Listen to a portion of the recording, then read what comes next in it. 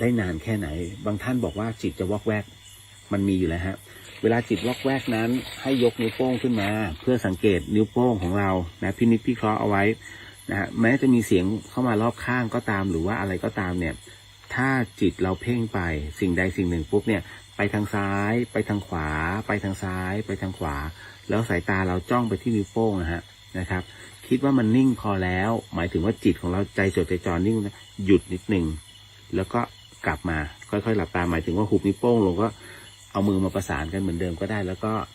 เข้าสมาธิหลับตานั่งสมาธิคราวนี้ก็เอาจิตพุ่งกลับไปที่ความเย็นอีกรอบหนึ่งนะฮะท่านก็จะมีความสงบนิ่งได้มากแค่ไหนแล้วแต่นะแต่ท้ายที่สุดแล้วมันคือความเย็นให้คุณรับรู้ว่านั่นคือความว่างนั่นเองเห็นไหมพี่เรียวรับจากท่านมาอีกรอบหนึ่งหมายถึงว่าหลวงพ่อเยื้อนในขณะเดียวกันพี่เรียวก็ไม่ได้บิดพริ้วในบทที่หลวงพ่อเยื้อนนั้นท่านได้สอนเอาไว้ดังนั้นแบบใดแบบนั้นเลยเป๊ะเลยนะฮะเดี๋ยวขออนุญาตนะครับในเรื่องของการพูดคุยและเดี๋ยวเรา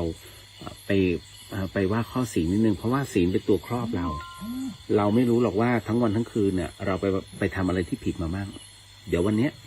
ก็นิดนึงเพื่อเป็นกำลังในการครอบตัวจิตของเราอีกทีหนึ่งนะฮะถือว่าเป็นเรื่องราวของครูบาอาจารย์นะฮะเอาละฮะขออนุญาตเนาะทักทายกันนะพี่วรันทรสวัสดีครับคุณเรียวสวัสดีครับ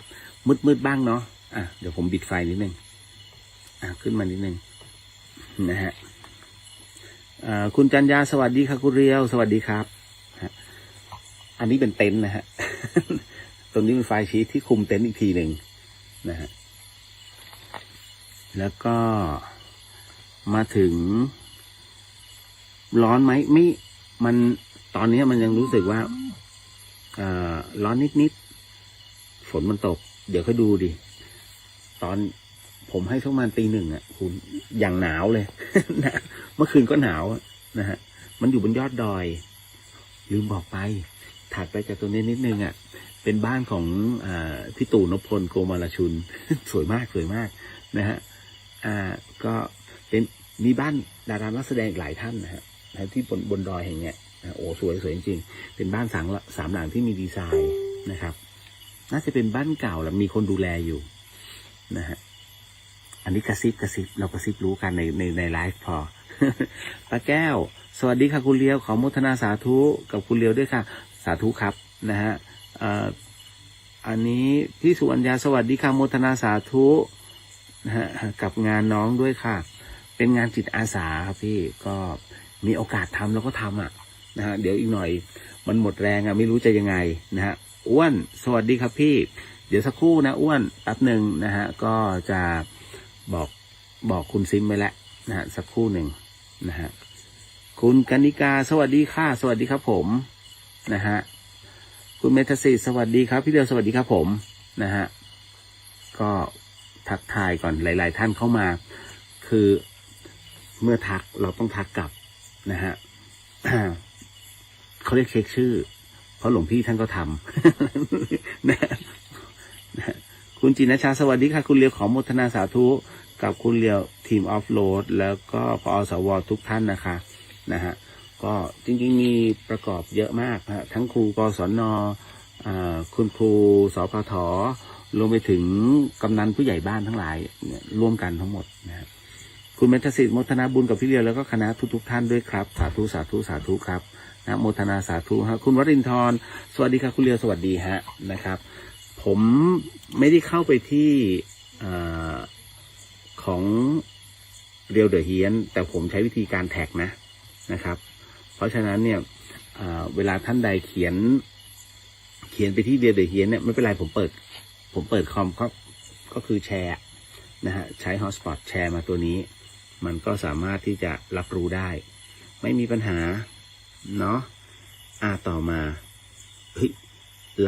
ลท์อันนี้กับของจริงนี่เหมือนกัน โอ้โหเล่นเอาแป้วเลยไม่เป็นไรฮะก็เดี๋ยวสักครู่นึงมันจะตึ๊บตับหน่อยนะฮะเพราะว่ามันบนดอยแล้วมันไลฟ์ก็คือไลฟ์ของจริง ไม่ใช่แบบไลฟ์แล้วเอาไปเก็บเอาไว้ ไม่ใช่นะฮะนิดหนึ่งเดี๋ยวถ้ายังไงเดี๋ยวเราขออนุญาตนะครับในส่วนของการ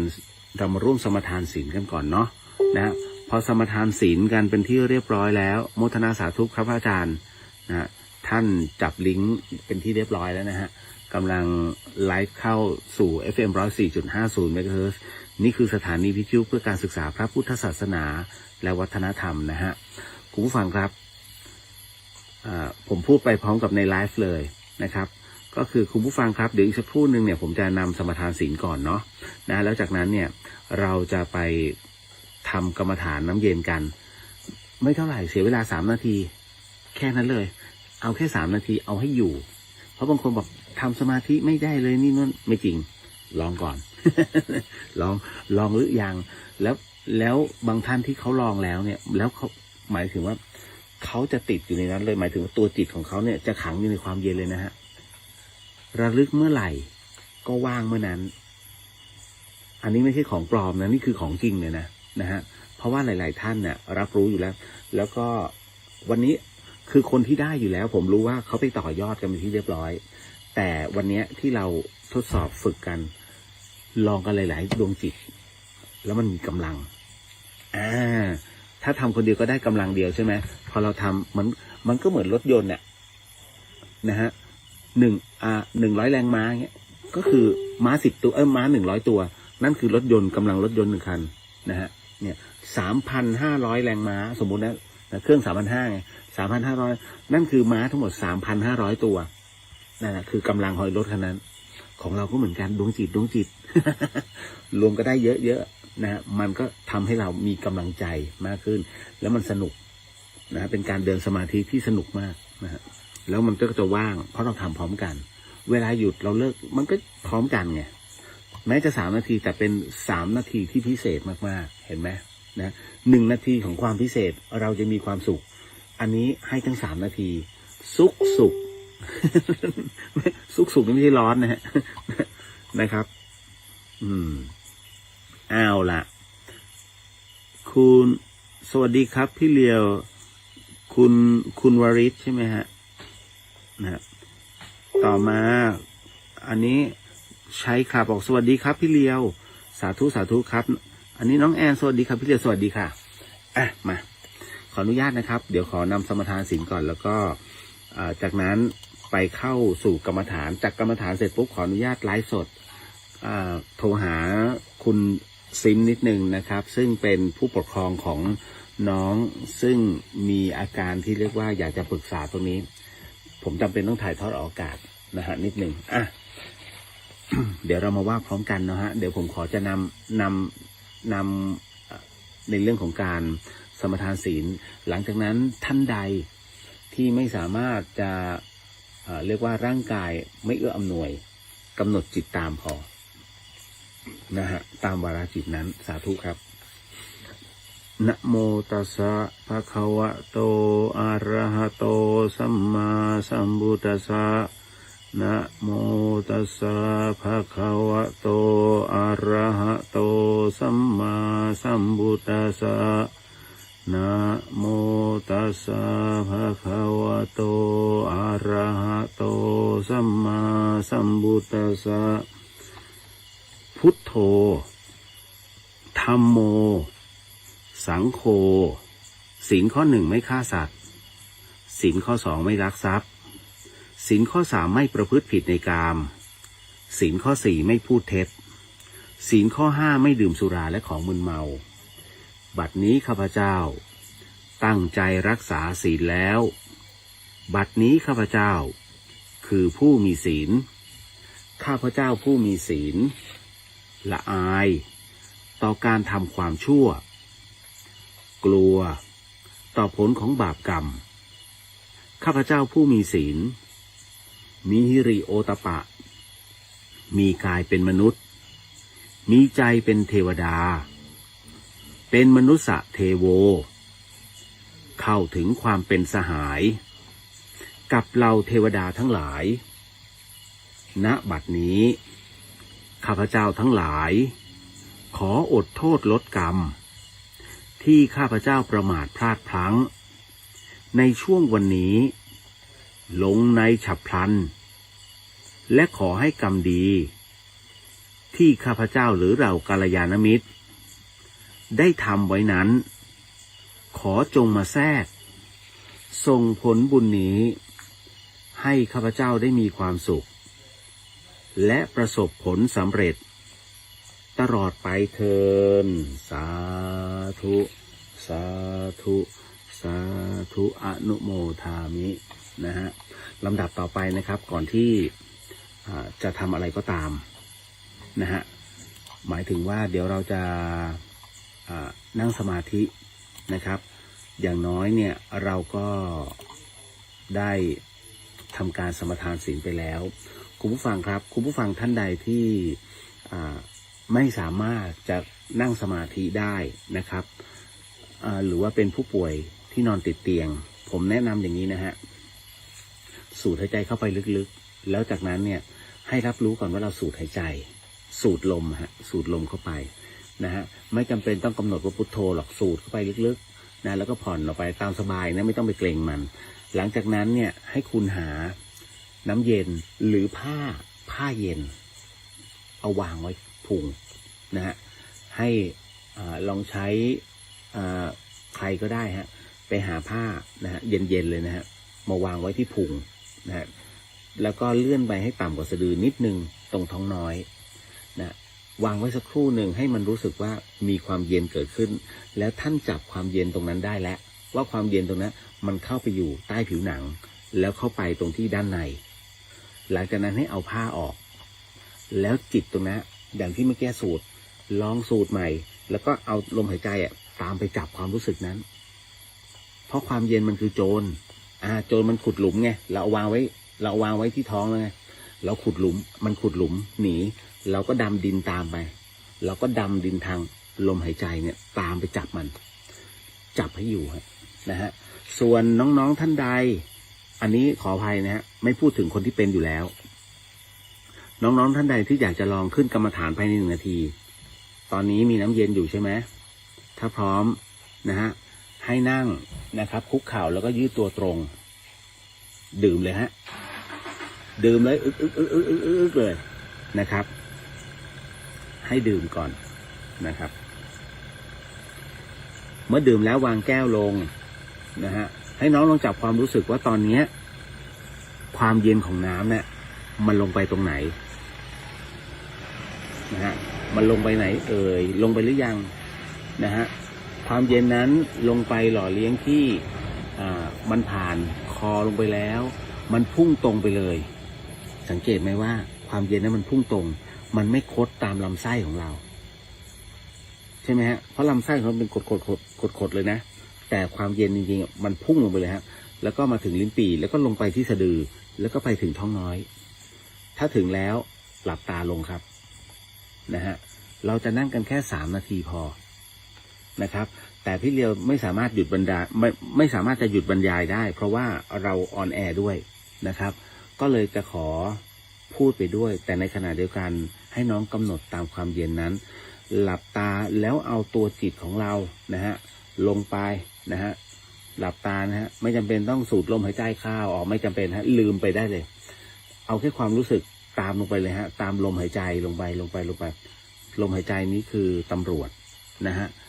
เอาตามเลยตัวจิตของเราเนี่ยตามเลยจับที่ความเย็นนะฮะจับที่ความเย็นตอนนี้เป็นเวลา5:28 นาทีเราจะถอนสมาธิกันประมาณ32นะฮะนั่งครับหลับตาลงใช้ความรู้สึกนั้นจับไปที่ความเย็นตรงท้องน้อยในความเย็นนั้นมันคือความว่างจิตเราจะไม่ส่งออกไปไหนนะฮะต่อให้เมื่อมันเข้าไปในความว่างแล้วมันจะไม่ส่งออกเมื่อมันไม่ส่งออกคุณจะขยับตรงไหนก็แล้วแต่นะฮะจะขยับมือทางซ้ายมือก็คือขยับขวาก็คือขยับแต่จิตไม่ได้ขยับตามมันจะถูกกักอยู่ที่ความเย็นครับเพราะฉะนั้นในเรื่องของขันธ์นะฮะรูปขันธ์ทั้ง5จึงแยกออกจากตัวจิตนะฮะ แม้กระทั่งตัวธาตุเองนะฮะตัวธาตุเองก็ถูกแยกออกตัวจิตด้วยเช่นกันเพราะฉะนั้นขันธ์กับธาตุถูกแยกทันทีฮะไม่เกี่ยวกันเลยฮะจิตจะอยู่ตรงนั้นนะคุณจะเดินเหินนั่งนอนจิตก็จะอยู่ตรงนั้นแต่นั่นคือคุณต้องจับไปที่ความเย็นเป็นที่เรียบร้อยแล้วนะฮะท่านใดที่บังเอิญนะฮะเราเรียนมาในเรื่องของกำหนดนะฮะพองยุบหรือว่าจะหายใจเข้าก็พุทหายใจออกก็โทนั่นคือจิตของคุณอะส่งออกไปจับที่ลมหายใจนะฮะว่าสิ้นสุดตรงไหนนะท้ายที่สุดแล้วเนี่ยอยากจะบอกว่ามันคือความว่างนะฮะที่เรากำลังจับอยู่คือความว่างเราไม่ได้จับวัดลมหายใจนะเข้าออกรู้ตื่นทุกเวลานะฮะรู้ตื่นแล้วมันก็จะไม่นิ่งไงมันก็จะไม่ว่างเพราะเคล็ดลับคีย์ของการนั่งสมาธิคือความว่างเลยนะฮะนั่งให้ว่างเข้าไว้มิใช่นั่งให้เพื่อพิจารณาทั้งหมดทั้งมวลนะครับลองดูนะครับตอนนี้ผ่านไปนะครับ2 นาที3 นาทีนะฮะเหลืออีก1 นาทีนะครับเรานั่งสมาธิพร้อมกับจิตของเราไปพร้อมๆกันหลายดวงจิตที่มันเกื้อกูลซึ่งกันและกันมันส่งพลังบุญไปยังคุณด้วยนะกับเราท่านทุกๆคนนะฮะ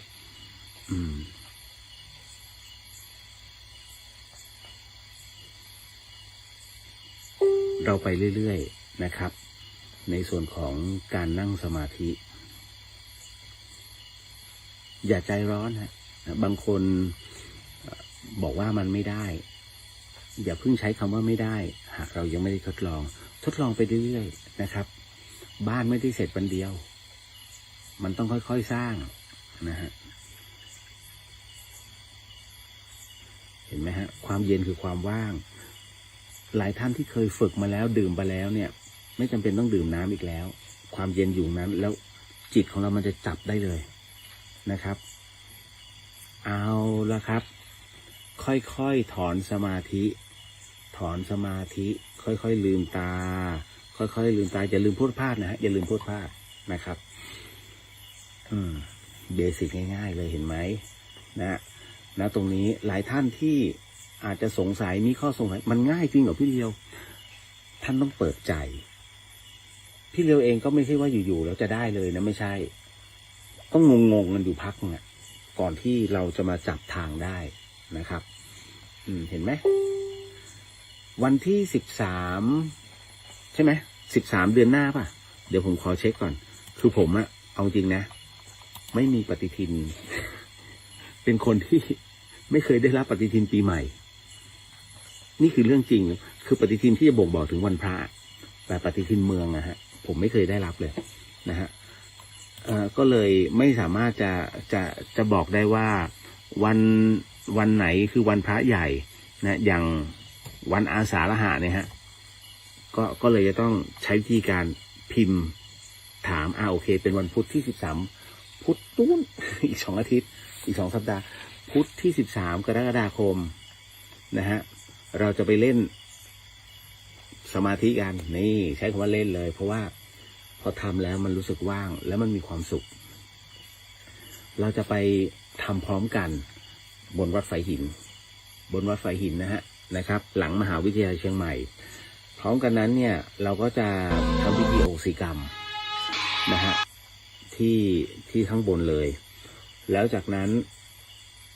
หลังจากเสร็จพิธีการเป็นที่เรียบร้อยก็เดี๋ยวมารับในเรื่องของเขาเรียกว่าแพรไลท์นะฮะหรือว่าข้าวตอกฤาษีหรือว่าเพชรหน้าทั่งนะครับได้นะครับก็จะทำห่อไว้ทางบ้านบอกแล้วขอด้วย เดี๋ยวผมจะจัดไว้ให้นะฮะก็อยากให้ทุกคนนะครับคือถ้าผมมี1,000 ชุดผมก็แจกหมด1,000 ชุดก็ไม่รู้จะเก็บไว้เพราะผมมีความรู้สึกว่าผู้ที่เข้ามาร่วมงานนะฮะแต่ละท่านเป็นผู้ที่อยากจะมาอยากจะพบเจออยากจะเห็นอยากจะฝึกอยากปฏิบัติเอาง่ายๆภาษาสั้นๆคนดีเหมาะกับคนดีก็เลยต้องให้เอาไว้นะฮะไม่มีมาเสียเงินนะผมไม่นิยม นำของที่จะต้องมาแจกตรงเนี้ยคิดเป็นมูลค่าเรื่องเงินไม่มีความคิดนั่นเลยฮะ10 กว่าปีที่ผ่านมาในเรื่องของการจัดพื้นที่ตรงเนี้ยนะครับในเรื่องของพิธีโอโหสิกรรมเนี่ยซึ่งผมเป็นคนเริ่มต้นนะพิธีโอโหสิกรรมอย่าเข้าใจผิดว่าเป็นหลวงพี่ภัสกรนะหลวงพี่ภัสกรด่าผมเช็ดเลย ตอนแรกๆหลวงพี่บอกไม่เอาเอาหน้าหลวงพี่นิดนึงนะฮะก็สุดท้ายท่านก็ยอมแล้วก็ท่านก็มาเป็นองค์ประธานให้ก็ทำพิธีให้นะฮะตอนแรกผมก็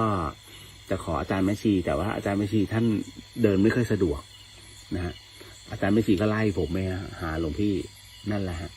จึงเป็นที่มาที่ไปจนถึงปัจจุบันเนี้ยนะฮะ บนวัดนะเพราะตอนนี้บนวัดฝายหินเนี่ยมีเรียกว่าอะไรนะเดี๋ยวพระพรหมใช่ไหมผมจำไม่ได้เขาเรียกว่าอะไรนะเดี๋ยวเท้ามหาพรหมธาดานะฮะซึ่งเรียกว่าเป็นไม้ศักดิ์สิทธิ์ที่ใหญ่ที่สุดในโลกอ่ะเขาใช้คำนี้เลยนะฮะพร้อมกับล้อมด้วยช้าง3 เสียนก็คือช้างเอราวัณตอนนี้ประกอบเสร็จแล้วฮะใหญ่กว่าอุโบสถอีก ใหญ่กว่าอุโบสถวัดไซหินเราไปดูแล้วกันนะฮะก็เดี๋ยวทุกท่านจะเห็นเจอตรงนั้นเอาละอันนี้ก็เลยต้องบอกก่อนนะครับว่าที่มาที่ไปทั้งหมดทั้งมวลนั้นในส่วนของกรรมฐานน้ำเย็นเนี้ยเป็นสูตรการเข้าสมาธิของหลวงพ่อเยื้อนขันติพโลผมต้องพูดชื่อท่านเพื่อเป็นการเคารพครูบาอาจารย์แม้ผมเจอท่านแค่ครั้งเดียวนะแม้เจอท่านเพียงครั้งเดียวนะฮะแม้เจอครั้งเดียวหากสอนแล้วได้ผลถือว่าเป็นอาจารย์กันตลอดไปนั่นนะฮะเห็นไหมท่านสอนแต่สิ่งดีไงนะฮะท่านไม่ได้สอน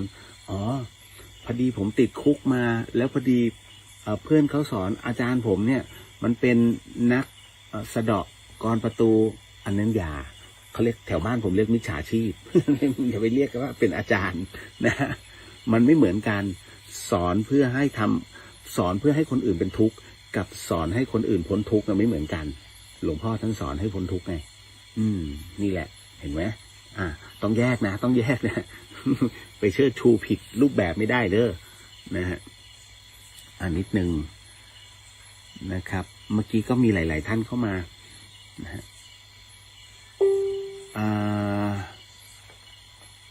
ขจรศิลป์สวัสดีครับพี่เลียวสวัสดีครับมิตรชัยสวัสดีครับพี่เลียวสวัสดีฮะทำดีหวัดดีพี่เลียวสวัสดีครับนะฮะ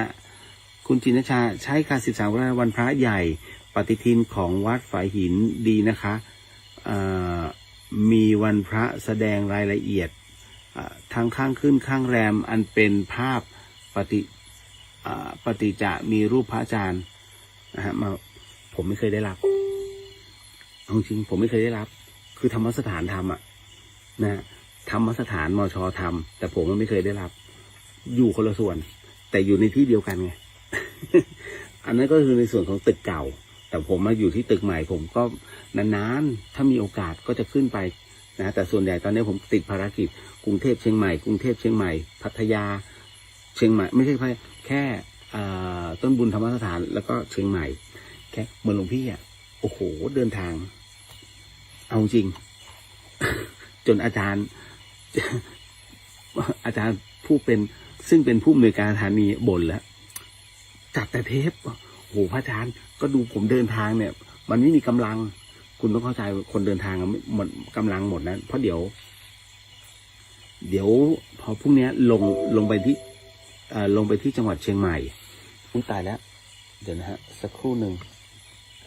ขออภัยนะคุณผู้ฟังแป๊บหนึ่งนะฮะ ตายแล้วสักครู่นะครับไม่รู้ว่าเกิดอะไรขึ้นไม่ได้ปิดไลฟ์นะฮะเดี๋ยวขออนุญาตหันไปตรงเต็นท์ก่อนแป๊บหนึ่งฮะ คึบแป๊บเดียว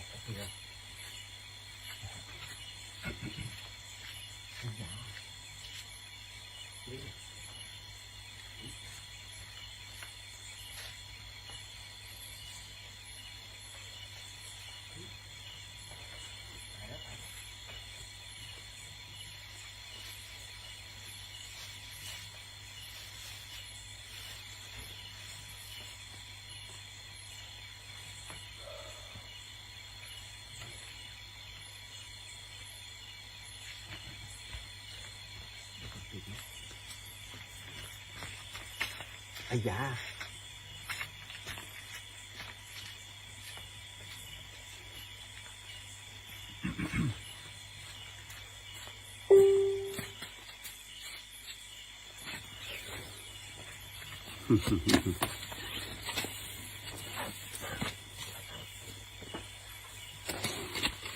เอาแล้วครับ แย่แล้วครับ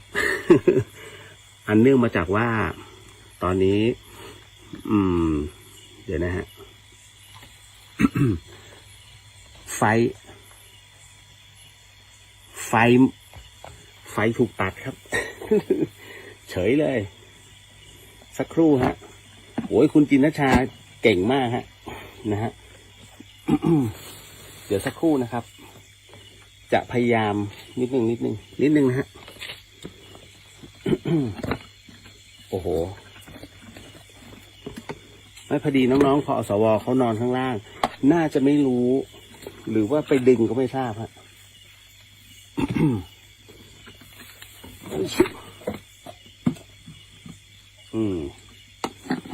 แป๊บหนึ่งนะ โอ้โหสดของแท้เนี่ยฮะ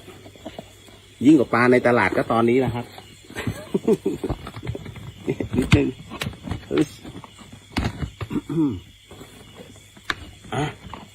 ไม่รู้เดี๋ยวแป๊บนึงนะครับฮึบ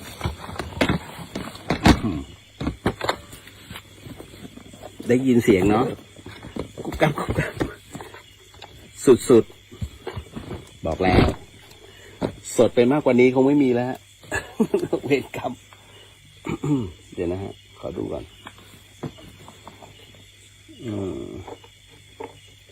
เดี๋ยวนะครับ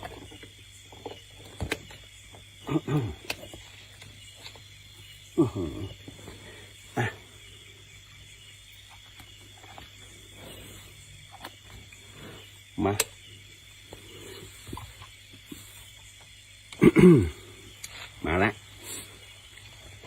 มาแล้วแต่มาไม่เต็มนะครับ บอกแล้วอะไรจะสดไปกันนี้ไม่มีแล้วครับ ได้ยินนะครับคอมมันดับ บังเอิญผมจะใช้ไอ้ตัวนี้เดี๋ยวเนี่ยตัวนี้เข้ามาช่วยเพราะไม่งั้นแย่แน่ๆเลยครับอยู่ๆปิดหมดทุกอย่างแต่ดีว่ามันไม่ร้อนเพราะว่าฝนเล่นงานไปรอบหนึ่งนะครับไม่เป็นไรครับคุณเลียวปิดก่อนก็ได้ครับไม่ได้ฮะเพราะว่า เรื่องของเรื่องก็คือมีนัดก็เลยต้องเอาซะหน่อยแป๊บหนึ่งนะครับโหงงมากไม่ใช่ครับคลื่นมันหายไปอีกชุดหนึ่งนะฮะสักครู่หนึ่งเนาะ เอาละเดี๋ยวผมขออนุญาตโทรหาเอาเกิดอะไรขึ้นแป๊บหนึ่งฮะเอาจริงผมเพิ่งเห็นนะพอหันกลับไปเฮ้ยดับหมดเลยแล้วปลั๊กผมอะพ่วงไป6 เต็นท์ด้านนู้น 6 เต็นท์นะฮะด้านนู้นซึ่งใช้ด้านนี้อยู่ต่อพ่วงจากผมอีกทีหนึ่งแล้วก็อันนี้ก็คือเนี่ยในส่วนเนี้ยไม่เป็นไรอะไรจะเกิดก็ช่างเดี๋ยวนะฮะแป๊บหนึ่งคอมเขายังไม่ทำงานเอามาแล้วเดี๋ยวต้องเอาละสักครู่ครับโอ้ยนึกว่าไม่ทันแล้ว มาแล้วครับขออนุญาตเอาคำถามขึ้นมาก่อนเอาละนิดนึงพอดีว่าที่ผมกำลังจะโทรหาเนี่ยนะครับจริงๆจะให้เขาโทรมาผมเกรงใจก็เลยไม่เป็นไรเราโทรไปดีกว่าอันเนื่องมาจากว่าท่านนี้ค่อนข้างคือลูกของเธอนั้นประสบปัญหานะฮะเอ๊ะ เดี๋ยวนะครับแป๊บนึง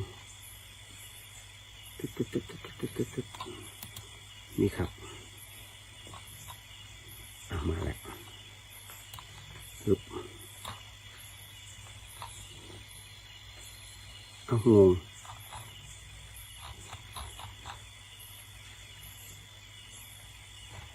คำถามหายมาแล้วโอเค พร้อมครับขออนุญาตนะสักครู่หนึ่งปึ๊บ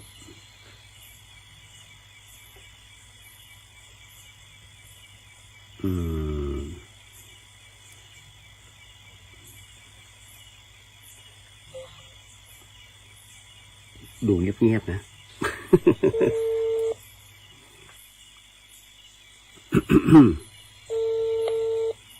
สวัสดีค่ะ สวัสดีครับ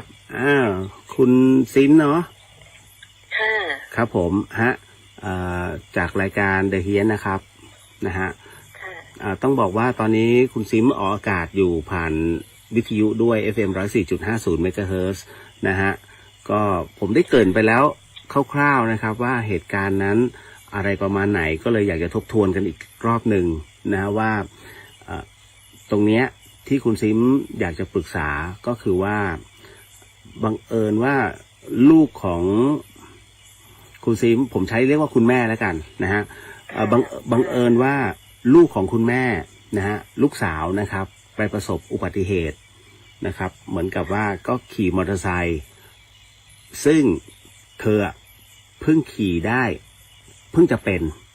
นะฮะแล้วบังเอิญว่าในช่วงวันนั้นที่เกิดเหตุเนี่ยเธอก็ขี่มอเตอร์ไซค์ไปโดยมีเพื่อนซ้อนอยู่ด้วยนะแล้วเธอก็ไปประสบอุบัติเหตุนะครับพอถึงตรงนี้เลยอยากจะให้คุณแม่เล่าเรื่องราวสักนิดหนึ่งว่าเหตุการณ์ในวันนั้นน่ะมันเกิดอะไรความเป็นมาเป็นไปอย่างไรครับคุณแม่ครับค่ะคือน้องขี่มอเตอร์ไซค์คนเดียวค่ะแต่ก็น้องขี่ด้วยความระมัดระวังนะคะใส่หมวกกันน็อกแล้ววันนั้นน่ะมันมีรางสังหรณ์ว่าน้องขอไปจริงๆเพื่อจะไปซื้อของมาทำขนมกับเพื่อนอย่างเงี้ยค่ะครับแล้วน้องก็เลยขอขี่มอเตอร์ไซค์แล้วเอาเพื่อนซ้อนท้ายซึ่งเป็นครั้งแรกที่น้องเอาคนซ้อนท้ายแล้วน้องเพิ่งขี่มอเตอร์ไซค์เป็นนะคะคุณแม่รีบวิ่งตามตะโกนไปบอกน้องว่าอย่าลืมใส่หมวกกันน็อกนะแล้วในเหตุการณ์ในวันนั้นมันมีรางสังหรณ์ว่าทำไมไปนานจังเลยแล้วอยู่ๆก็มีโทรศัพท์มาแล้วคนที่รับโทรศัพท์เป็นแม่ของน้องผู้หญิงอีกคนนึงเขารับโทรศัพท์แล้วเขาทำหน้าตื่นมากเราก็คิดในใจว่าแล้วต้องเกิดอะไรขึ้นแต่ตอนนั้นเราคิดว่าโชคดีที่เราบอกให้ลูกใส่หมวกกันน็อกครับแล้วปรากฏว่าเขาบอกว่าตอนนี้น้องอยู่ที่ฉุกเฉินโรงพยาบาลแห่งหนึ่งอย่างเงี้ยค่ะคุณแม่ก็เลยตามไปก็เลยถามน้องว่าเกิดเหตุการณ์อะไรขึ้นปรากฏว่าคนที่ใส่หมวกกันน็อกเป็นน้องคนซ้อนท้ายแล้วน้องคนที่ซ้อนท้ายน้ำหนักเยอะกว่าลูกสาวดิฉันอย่างเงี้ยค่ะครับแล้วในระหว่างที่ขี่มอเตอร์ไซค์นั้นนอกจากเป็นมือใหม่เพิ่งขี่น้องคนที่ซ้อนท้ายเขาก็เรียกลูกสาวว่าเธอขอโทษนะคะเขาเรียกเขาว่ามึงดูมือถือนี่มาถ่ายเซลฟี่กันลูกสาวเราก็หันไปดูครับแล้วก็เกิดอุบัติเหตุรถล้มเลยซึ่งมันเป็นช่วงโค้งตรงจีจี้เก่าซึ่งสมัยก่อนนั้นมันเป็นสถานที่ท่องเที่ยวของนักท่องเที่ยวกลางคืนอย่างเงี้ยค่ะครับแล้วตอนนั้นเราก็ไม่ได้คิดอะไรอย่างเงี้ยค่ะแล้วหลังจากนั้นก็คือน้องก็มีแผลที่หน้าน้องก็เลยสารภาพว่าน้องไม่ได้ใส่หมวกกันน็อกให้คนซ้อนท้ายเป็นคนใส่อย่างเงี้ยค่ะแต่โชคดีที่ศีรษะน้องไม่ได้เป็นอะไรเป็นแค่ที่หน้าแต่ปรากฏว่าน้องปวดท้องมากก็เลยพบว่าน้องลำไส้ทะลุอะค่ะลำไส้แตกก็เลยต้องผ่าท้องในวันนั้นเลยแล้วก็ต้องผ่าตัดด่วนเลยอะค่ะครับก็ใช้เวลาฟื้นฟูอยู่ในโรงพยาบาลประมาณ2 อาทิตย์เนี้ยค่ะกว่าน้องจะหายแล้วช่วงที่น้องบอกว่าช่วงอยู่โรงพยาบาลน่ะเพื่อนๆก็มาเยี่ยมตอนนั้นคือสภาพจิตใจเขาไม่ค่อยดีอะค่ะเพื่อนก็เลยมาเยี่ยมเขาบอกว่าในระหว่างที่เพื่อนมาเยี่ยมอ่ะเขาเหมือนเห็นชายแก่คนนึงอ่ะอยู่ท่ามกลางเพื่อนด้วยน้องเคยเล่าให้ฟังอะค่ะแม่เขาก็ไม่ได้คิดอะไรหรอกนะคะเขาคิดว่าน้องอาจจะตาฝาดไปคือน้องชอบเห็นภาพเงาดำๆหรือว่าภาพอะไรแปลกๆเนี้ยค่ะแต่คุณแม่คิดว่าน้อง อาจจะเล่นมือถือมากเกินไปอะไรอย่างเงี้ยค่ะเราก็คุณแม่ครับคิดว่าอันนี้ที่เห็นนี่คือออกจากโรงพยาบาลแล้วหรือว่าอยู่ในโรงพยาบาลในโรงพยาบาลเขาเห็น1 ครั้งแล้วก็ที่บ้านเขาจะเห็นภาพอะไรแปลกๆบ่อยๆพวกเงาดำหรือบางทีเขานอนอยู่เขาหัวเขาเหมือนโดนผีอำอะไรอย่างเงี้ยค่ะครับหรือเห็นภาพอะไรแปลกๆอะไรอย่างเงี้ยค่ะคือเราคิดว่าเขาเป็นเด็กเกิดวันศุกร์น่าจะเป็นมีซิกเซนมากกว่าคนเกิดวันอื่นๆเงี้ยค่ะเราก็เลยบอกให้ลูกสวดมนต์บทพระคาถามหาจักรพรรดิหนึ่งบทอะไรอย่างเงี้ยค่ะแล้วก็น้องก็นอนไปแต่ก็เขาไม่ได้ถูกเขาไม่ได้ถูกอะไรดีอ่ะไม่ได้ถูกอำนานอย่างเงี้ยค่ะแล้วก็ให้เขาสวดมนต์ซะอะไรอย่างเงี้ยคือจริงๆคุณแม่ก็อยากให้ลูกมันสวดมนต์แต่ด้วยความที่เขาเป็นวัยรุ่นน่ะแล้วหลังจากนั้นเราคิดว่าอุบัติเหตุครั้งนี้จะทำให้ลูกเราดีขึ้นน่ะแต่ระยะเวลาผ่านไปลูกเรามันเปลี่ยนไปอ่ะทำไมนิสัยเป็นคือลูกก้าวร้าวขึ้นแล้วก็ทะเลาะกับคุณแม่บ่อยมากทะเลาะกับคุณยายบ่อยมากอะไรอย่างเงี้ยค่ะคือบ้านเราไม่มีความสุขเลยทำไมลูกเรามันเปลี่ยนไปแล้วก็ลูกเสพติดโซเชียลมากนอนดึกมากแล้วก็ไปนอนอีกทีตอนเช้าอย่างเงี้ยค่ะแล้วก็เรียนช่วงก่อนเป็นช่วงเรียนออนไลน์เราปลุกลูกมาเรียนก็เรียนไม่ค่อยรู้เรื่องคือลูกจะตื่นกลางคืนแล้วก็เริ่มมีพฤติกรรมเสพติดโซเชียลแล้วก็ลูกก็ชอบแต่งตัวโป๊ขึ้นแล้วก็เรื่องเพื่อนผู้ชายด้วยอะไรอย่างเงี้ยซึ่งน้องเป็นคนห่วงเนื้อห่วงตัวกลายเป็นทำไมน้องยอมไปกับเพื่อนผู้ชายอะไรเงี้ยคุณแม่ก็ต้องแอบตามไปประกบอะไรอย่างเงี้ยค่ะนั่นคือหลังจากที่ทุกอย่างนั้นกลับมาเป็นปกติแต่น้องไม่ปกติเท่าที่คุณแม่เห็นพฤติกรรมถูกไหมฮะคือนิสัยเขาเปลี่ยนไปเยอะอะค่ะเราก็เลยคิดว่าลูกเรานิสัยเหมือนผู้หญิงกลางคืนที่อันนี้เราคิดเองเราก็เลยไปเจอคนแถวบ้านเขาบอกว่าทำไมไม่บอกเขาคือเหตุการณ์มันผ่านมา1 ปีอ่ะเขาก็เลยบอกว่าเดี๋ยวเขาจะไปปรึกษาป้าหนานให้ป้าหนานทำพิธีเลี้ยงผีตรงบริเวณที่เกิดเหตุเขาบอกตรงนั้นมันเป็นที่ตายโหงนะอะไรอย่างเงี้ยครับเราก็เลย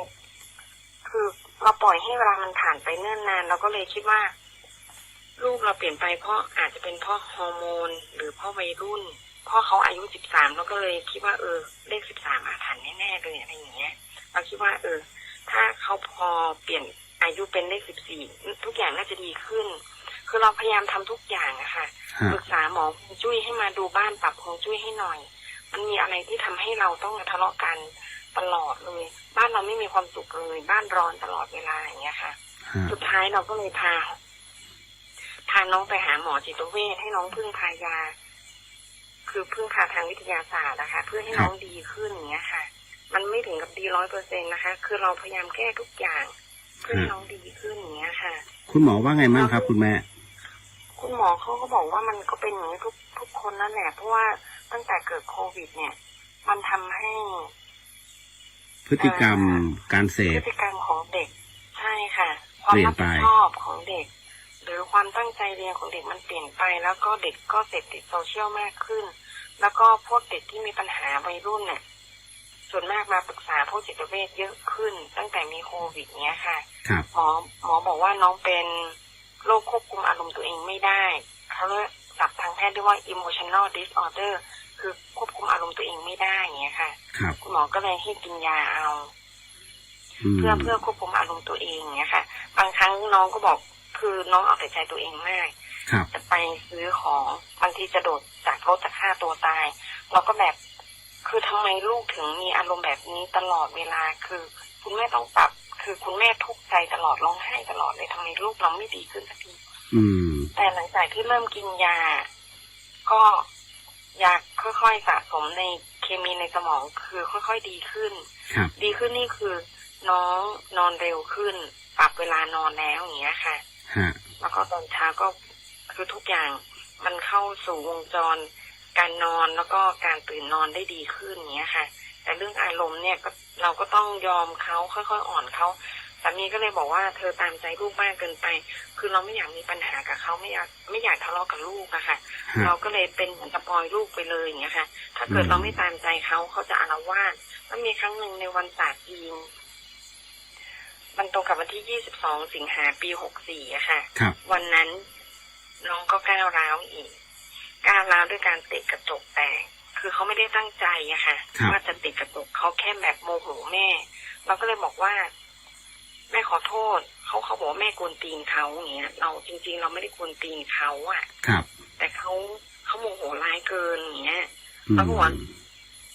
น้องจะเตะแม่ก็ได้จะตีจะทุบแม่ก็ได้น้องจะได้หายโมโห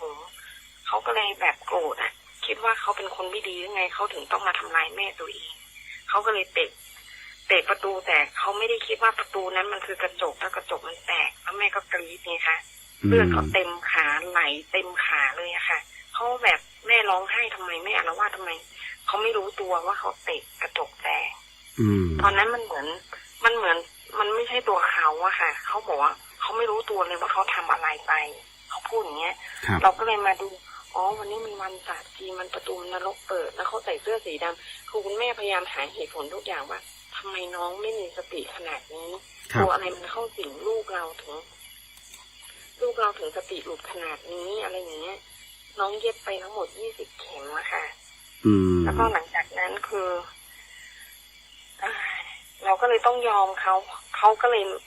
เขาเหมือนกับว่ามันเป็นไม้ตายแล้วว่าถ้าเขาจะทำอะไรที่ทำร้ายตัวเองอ่ะแม่จะต้องยอมเขาทุกอย่างอะไรอย่างเงี้ยค่ะทั้งที่เมื่อก่อนน้องไม่เคยมีนิสัยแบบนี้เนี่ยค่ะครับแล้วก็เรื่องการแต่งตัวก็คือเขาเสพโซเชียลมากเกินไปการที่เด็กผู้หญิงวัยรุ่นน่ะแต่งตัวโป๊เนี่ยเป็นเรื่องปกติเราก็บอกเขาแล้วว่าแต่งตัวเนี้ยมันไม่ผ่านมันไม่โอเคลูกมันโป๊เกินไปทั้งที่เมื่อก่อนเขาไม่ได้เคยคิดที่อยากจะแต่งตัวแบบนี้อย่างเงี้ยค่ะเราก็มีคิดว่าตั้งแต่เราให้อะไรเลยไม่ทำอะไรสักอย่างเนี้ยค่ะครับนั่นคือความทุกข์ใจของคุณแม่สิ่งที่คุณแม่ปรึกษาอยากจะปรึกษาผมก็คือว่าอยากจะได้ลูกสาวคนเดิมกลับมาถูกไหมฮะใช่ค่ะถ้าในลักษณะเนี้ย นะฮะคุณแม่สันนิษฐานว่ามันน่าจะเกิดจากเรื่องบางเรื่องที่เราไม่สามารถมองเห็นได้ก็คือจากไอ้โค้งผีสิงตรงนั้นแหละนะฮะที่แล้วบังเอิญว่าไปประสบอุบัติเหตุเนี่ยตรงที่เคยเป็นสถานบันเทิงของคนกลางคืนมารวมตัวกันถูกไหมฮะใช่ค่ะก็คิดว่าน่าจะเป็นมันจะมีบางอย่างที่เข้ามาแทรกในตัวลูกสาวคุณแม่ถูกไหมฮะใช่ค่ะฮะอันนี้คือคุณแม่สันนิษฐานไว้ก่อนถูกไหมค่ะตอนนั้นก็ให้คุณยายไปเรียกขวัญให้เหมือนกันเนี่ยค่ะเขาคือใครบอกให้ทำอะไรก็ทำหมดเลยเรียกขวัญลูกกลับมาอะไรอย่างนี้ค่ะฮะถ้าเป็นอย่างนี้เรื่องราวทั้งหมดอันนี้คือทั้งหมดทั้งมวลที่คุณแม่เล่ามาเนี่ยซึ่งปัจจุบันก็ยังเป็นอย่างนี้อยู่ถูกไหมครับก็ยังเป็นอยู่อะค่ะอารมณ์ยังร้ายอยู่เหมือนเดิมอารมณ์ก็ดีขึ้นบ้างเนี่ยค่ะครับคือพ่อเราตามใจเขาอย่างเงี้ยเขาอยากได้อะไรอยากกินอะไรอยากซื้ออะไรแพงๆหรืออยากแต่งตัวแบบไหนเราขัดใจเขาไม่ได้อย่างเงี้ยค่ะถ้าขัดใจก็จะมีโมโหร้ายแต่ถ้าไม่ขัดใจตามใจเขาก็จะโอเคขึ้นอย่างเงี้ยค่ะครับเพราะฉะนั้นห้ามขัดใจเขาเด็ดขาดมันก็เลยกลายเป็นเหมือนเราสปอยลูกไปเลยอย่างเงี้ยค่ะเพราะเราไม่อยากให้ลูกทำร้ายตัวเองครับพอเท่าที่ฟังดูเนี่ยอย่างแรกก็คือว่าตอนแรกเนี่ยคุณผู้ฟังฮะผมก็อยากจะแนะนำคุณแม่ว่าให้ไปหาในส่วนของปรึกษาในเรื่องของกระบวนการทางวิทยาศาสตร์ก่อนแต่พอคุณแม่เฉลยว่าคุณแม่พาไปหาคุณหมอเป็นที่เรียบร้อยแล้วเนี่ยคราวนี้วิทยาศาสตร์นะครับช่วยได้ในระดับหนึ่งก็คือในเรื่องของการปรับสารเคมีในสมองถูกต้องไหมคุณแม่ใช่ค่ะแล้วคราวนี้แต่ภาวะอารมณ์ที่ปฏิบัติกับผู้ปกครองนั้นยังคงเหมือนเดิมนะฮะอันเนี้ยคุณแม่ก็เลยปรึกษาว่าพอจะมีวิธีไหมช่วยไหมผมจะบอกว่าเคสคุณแม่นะฮะมีหนักกว่าคุณแม่ก็เยอะนะครับกลับมาหรือเปล่านั้นมันแค่มันไม่ได้ 100% ทั้งหมดแต่เพียงแต่ว่ากลับมาเหมือนกันแต่อันนั้นหมายถึงว่ามันต้องร่วมมือกันทั้งมันเป็นเรื่องของครอบครัวแล้วนะฮะอันนี้นะครับมันต้องร่วมมือกันระหว่างพ่อแม่นะฮะที่จะต้องดูแลลูกพอสมควรเลยทีเดียวฮะกรณีตรงนี้ผมก็กลัวว่าถ้าแนะนำในเรื่องของระบบ ศาสตร์ทางด้านจิตไปเนี่ยอย่างเช่นถ้าบอกว่าถ้าเอาพุทธศาสตร์เข้ามานะครับก็กลัวว่าน้องเนี่ยจะไม่กล้าที่จะปฏิบัติอะไรแบบนั้นถ้าสมมุติว่าคุณแม่คิดว่ามีบางอย่างที่แทรกลงไปในตัวลูกสาวผมแนะนำนะคุณแม่อยู่ที่ลำพูนถูกไหมอ๋ออยู่เชียงใหม่เนาะคุณแม่รู้จักวัดดอนจันทร์ไหมถ้าคุณแม่มีโอกาสเดี๋ยวนะครับขออนุญาตนิดนึงถ้าคุณแม่มีโอกาสนะครับผมแนะนำว่าอันเนี้ยพาลูกสาวไปเรียกว่าไปถวายพระสังฆทานแล้วกันที่วัดดอนจันทร์ไปหาท่านพระอาจารย์อนันต์นะครับแล้วก็ปรึกษาท่านเรื่องนี้ผมว่าในระดับหนึ่งท่านช่วยได้นะครับแต่ถ้าสำหรับตัวผมเองเนี่ยมันต้องอาศัยระยะเวลาในการฝึกและปฏิบัติเพราะฉะนั้นในเรื่องของการที่จะต้องมานั่งเข้าคอร์สปฏิบัติธรรมหรืออะไรเนี่ยผมกลัวว่าลูกสาวจะไม่ชอบเพราะว่าเขายังไม่ได้สัมผัสเรื่องของการทำบุญนะฮะหรือว่าในเรื่องของการทำบุญใส่บาตรเพราะเขาติดโซเชียลตรงนี้นี่เองเนี่ยมันจะต้องมีตัวอย่างนะถ้าสมมุติว่าผมไม่อยากให้ถ้าเป็นอย่างนั้นเนี่ยมันต้องร่วมกันระหว่างพ่อกับแม่พาลูกสาวไปทำกิจกรรมกันข้างนอกสถานที่บ้างก็ได้นะครับนะฮะไปปิกนิกหรือว่าไปวัดไปทำบุญไปอะไรก็ได้ฮะอย่างเช่นวัดผาลาดเป็นต้นนะฮะถ้าไปตรงนั้นน่ะไปถ่ายรูปไปคุยกับพระอาจารย์สง่าได้หมดเลยนะครับก็จะได้ข้อธรรมดีๆจากพระอาจารย์ก็สามารถช่วยได้อันนี้ผมจะแนะนำว่าไปแต่ละสถานที่นะครับนะแต่ละรูปซึ่งแต่ละรูปไม่ธรรมดาสักรูปหนึ่งอย่างพระอาจารย์อนันต์นั้นนะฮะก็ท่านจะสงเคราะห์เด็กดอยนะครับที่ด้อยโอกาสรวมไปถึงใครที่โดนของอะไรประเภทเนี้ยนะฮะท่านก็จะสงเคราะห์ให้นะครับในรูปแบบไหนเดี๋ยวท่านจะบอกเองนะครับส่วนพระอาจารย์สง่านั้นเนี่ยนะฮะท่านประเรียน9ประโยคแล้วท่านเป็นพระนักเทศน์นะครับท่านจะอยู่ที่ทั้งวัดปันเสาแล้วก็วัดผาลาดนะฮะอันเนี้ยพระอาจารย์นั้นท่านเรียกว่าก็เป็นสหธรรมิกกับท่านวอนะครับในเรื่องของการเรียกว่าข้อธรรมหรือว่าข้อปฏิบัติธรรมะในครัวเรือนท่านจะเก่งมากนะฮะของผมเองเนี่ยเป็นแค่สื่อหนึ่งที่สามารถจะชี้ว่าตรงนั้นตรงนี้นะครับอันนี้ต้องบอกก่อนว่าด้วยตัวผมเองนะครับดีเจเลียวคนนี้ผมไม่ใช่หมอปลาแม้จะรับรู้บางเรื่องราวแต่มันก็ไม่สามารถที่จะดำเนินการได้เพราะว่านั่นคือคุณพ่อคุณแม่กับลูกเนี่ยทั้งหมดทั้งมวลนะเกี่ยวข้องเพราะว่าทั้งหมดนะคือเจ้ากรรมนายเวรซึ่งกันและกันการที่ใครสักคนหนึ่งในครอบครัวทำให้เรานั้นเกิดความทุกข์หรือว่ามีผลกับใจนั่นคือเป็นผลกระทบของเจ้ากรรมนายเวรในเรื่องของการกายกรรมนะฮะแต่อันเนี้ยลูกทำให้พ่อให้แม่เนี่ยต้องร้องไห้อันเนี้ยผมก็กลัวตรงนี้มากกว่าแต่ถ้าเขาทำในขณะที่ขาดสติอันนี้ถือว่าตัวกรรมมันยังไม่ครบองค์แต่ทำขณะที่แม่หรือว่าพ่อบิดามารดาเนี่ยน้ำตาตกผมเกรงว่านะตรงเนี้ยในอนาคตนะฮะตัวกรรมตรงเนี้ยมันจะยิ่งใหญ่สำหรับลูกนะเพราะฉะนั้นเนี่ยอันนี้ผมจึงอยากให้พระอาจารย์ผู้มีประสบการณ์ตรงนี้แนะนำจะดีกว่านะครับไม่ต้องไปเสียเงินด้วยซ้ำผมบอกเลยว่าสิ่งที่ผมแนะนำเนี่ยผมจะแนะนำทุกท่านเนี่ยไปแต่ละที่บางทีแทบไม่ต้องเสียเงินเสียทองยกเว้นว่าพอเราได้ฟังได้พบได้เจอมีพลังแห่งความศรัทธาเราอยากจะทำบุญอะไรแล้วแต่นั่นอีกเรื่องหนึ่งนะถ้าเป็นไปได้คุณแม่จำชื่อให้ดีนะ2 รูปนี้ก็คือรูปที่1ก็คือวัดดอนจันทร์นะครับท่านผมไม่แน่ใจเรียกพระครูว่า นะพระอาจารย์อนันต์ซึ่งเป็นเจ้าอาวาสนะฮะเดี๋ยวท่านจะบอกเองพอเห็นปุ๊บเนี่ยท่านพูดเลยนะรูปที่2ที่ให้คำปรึกษาได้ดีแล้วก็สามารถคุณพ่อคุณแม่คุณลูกนั้นนะจะได้เห็นภาพสวยๆของวัดนะฮะที่มีความสวยงามนะก็คือแล้วก็ทำข้อธรรมะดีๆจากพระอาจารย์สง่า นะครับขึ้นไปที่วัดผาลาดนะฮะนะครับ2ที่นี้ได้ความอย่างไรแล้วนะฮะคุณแม่โทรมาได้ที่เบอร์นี้แล้วก็มาพูดคุยกัน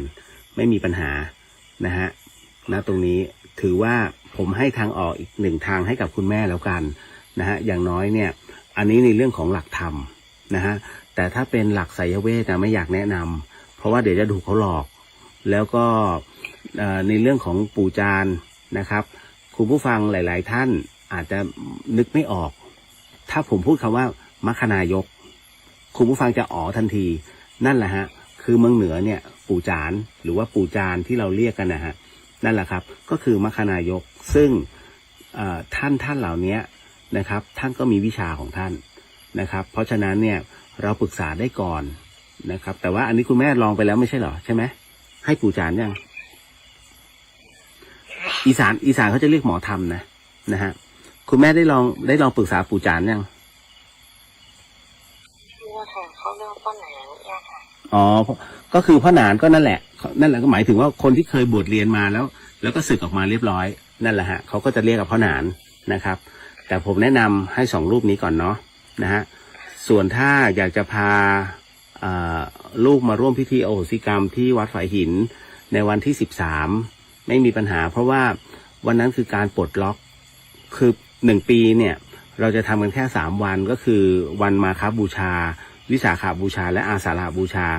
เกินไปกว่านี้ไม่ทำแล้วเพราะฉะนั้นต้องรอไปอีก1ปีเพราะฉะนั้น1ปีจะทำแค่3ครั้งอาสาฬหบูชานี่คือครั้งสุดท้ายแห่งปีนี้ปี65นะฮะเพราะฉะนั้นอันนี้ก็คือเป็นการปลดล็อกขอโหสิกรรมกับเจ้ากรรมนายเวรทั้งหมดทั้งมวลนะครับก็มันก็จะสามารถช่วยปลดล็อกได้บางส่วนครับแต่กรณีของน้องนั้นน่ะผมว่าผมต้องดูก่อนนะคุณแม่พามาวันนั้นน่ะมาก่อนเวลาแล้วกันเดี๋ยวเห็นปุ๊บก็เดี๋ยวผมบอกแล้วกันว่ามีหรือไม่มีเนาะอันนั้นคือวันที่13แต่ก่อนหน้านั้นนะคุณแม่ลองพาไปเนี่ยเสาร์อาทิตย์นี้ก็พาไปเที่ยววัดผาลาดกันอะไรอย่างเงี้ยเป็นต้นได้พระอาจารย์น่าจะอยู่นะครับเนี่ยจดชื่อไว้แล้วนะอ้าวนั่นแหละฮะก็วันที่13กรกฎาคมนี่ที่ไหนนะคะเป็นวันพุธนะฮะวัดฝายหินมหาวิทยาลัยเชียงวัดบนวัดนะฮะบนวัดฝายหินนะครับก็จะเริ่มประมาณ6:30นะ6:00 ถึง 6:30นะครับตอนเย็นนะฮะพิธีโอโหสิกรรมนะฮะแต่ก็เราก็จะมาสวดมนต์ทำวัดเย็นกันก่อนนะครับแล้วหลังจากนั้นก็จะมาให้นั่งสมาธิน้ำเย็นก็คือกรรมฐานน้ำเย็นนะครับแล้วหลังจากนั้นเนี่ยก็จะเข้าสู่ในเรื่องของพิธีโอโหสิกรรมนะครับอันนี้เป็นพิธีไม่ใช่ไสยเวทนะฮะเป็นพิธีที่ถูกต้องตามพระวินัยนะก็คือการขอโอโหสิกับเจ้ากรรมนายเวรนั่นแหละไม่มีอะไรไปมากกว่านี้ไม่เสียค่าใช้จ่ายใดๆทั้งสิ้นคุณแม่เนาะอันนี้ต้องบอกไว้ก่อนเอาละครับสบายใจขึ้นยังในเปาะหนึ่งเนาะยังพอมีทางเนาะเอาละโอเคถ้ามีอะไรแล้วเราค่อยคุยกันนะฮะขอบพระคุณมากเลยเรื่องราวของคุณแม่นั้นเป็นวิทยาทานด้วยแล้วก็เป็นธรรมทานให้กับคุณผู้ฟังที่ฟังในคลื่น 104.50 ในวันนี้ด้วยเช่นกันนะครับนะฮะโมทนาสาธุนะครับโมทนาสาธุครับคุณแม่ครับสวัสดีครับก็คือคุณผู้ฟังท่านใดเนี่ยที่มีเรื่องราวหรือว่ามีปัญหานะครับที่อยากจะเล่าหรือว่าอยากจะปรึกษานะครับก็ผมทิ้งเบอร์ไว้ให้แล้วกันนะฮะ097นะฮะ954 6546นะฮะ097 954 65เดี๋ยวนะ097 954 6546นะฮะเลยนะ097 954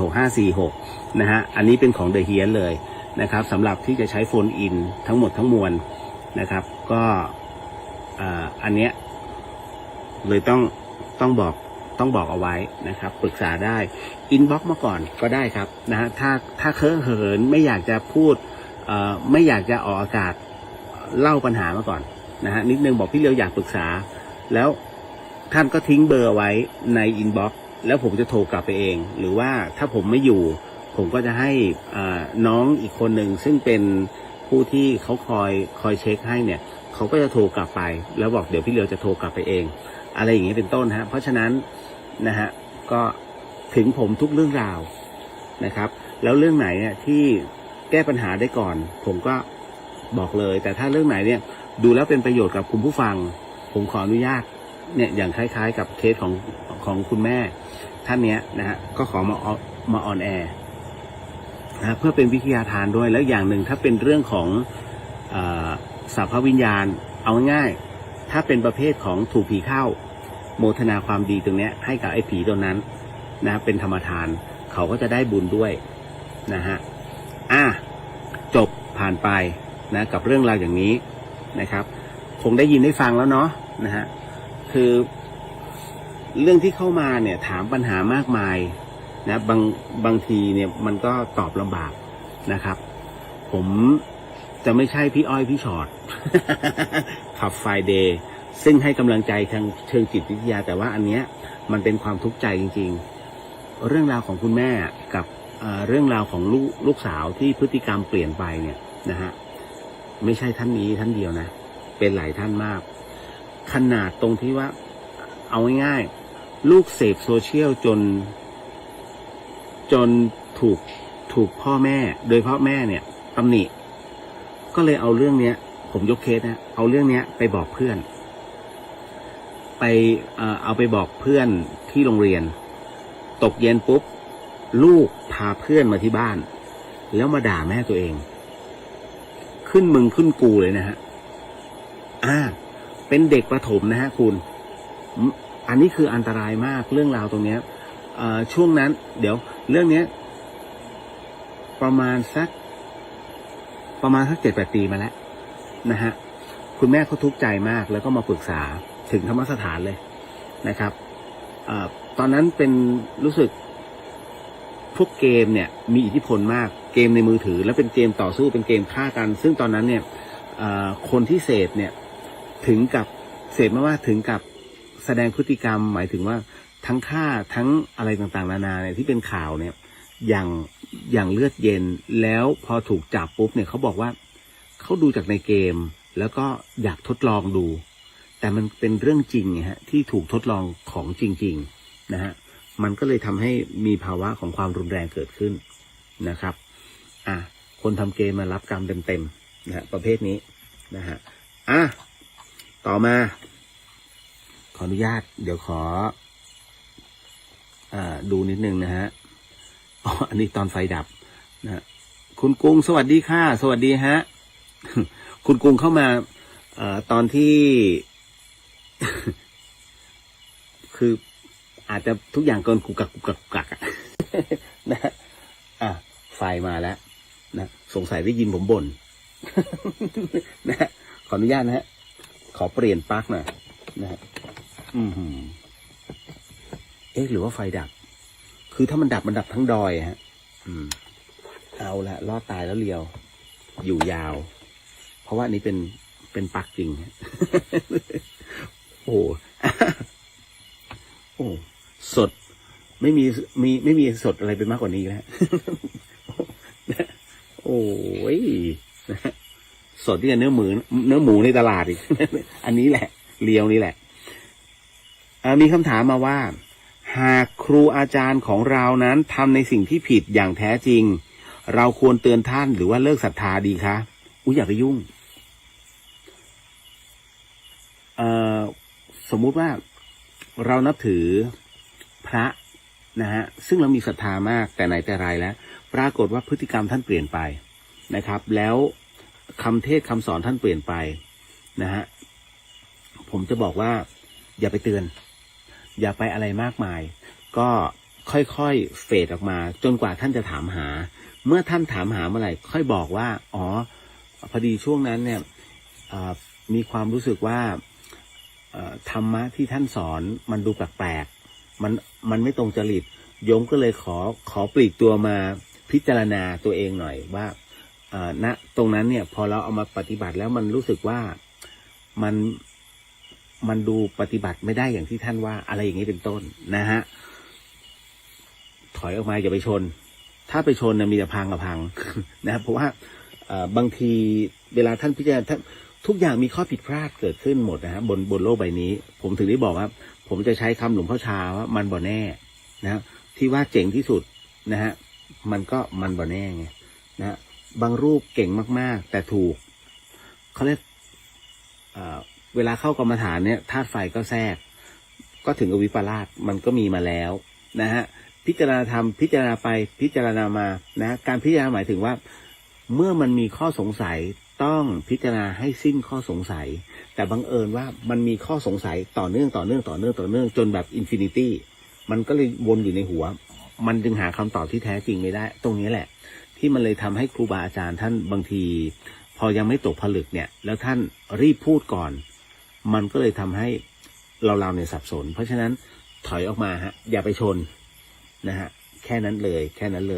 เรื่องศรัทธาไหมไม่หรอกครับท่านก็จะปฏิบัติมาสักขนาดนี้นะฮะแล้วคุณก็ไปหาท่านขนาดนั้นนะฮะไม่ต้องไปเลือกศรัทธาหรอกนะครับท่านอยู่ของท่านดีๆอยู่แล้วแต่คุณเข้าไปหาท่านเพราะฉะนั้นศรัทธาไม่ศรัทธาขึ้นอยู่กับตัวเราแค่นั้นไม่ต้องเลิกหรอกครับนะฮะให้พิจารณาเอาก็ทั้งหมดทั้งมวลเป็นครูนะฮะคุ้นเดี๋ยวนะเหมือนอันนี้ป่ะเนี่ยเดี๋ยวนะฮะทำไมทุจริต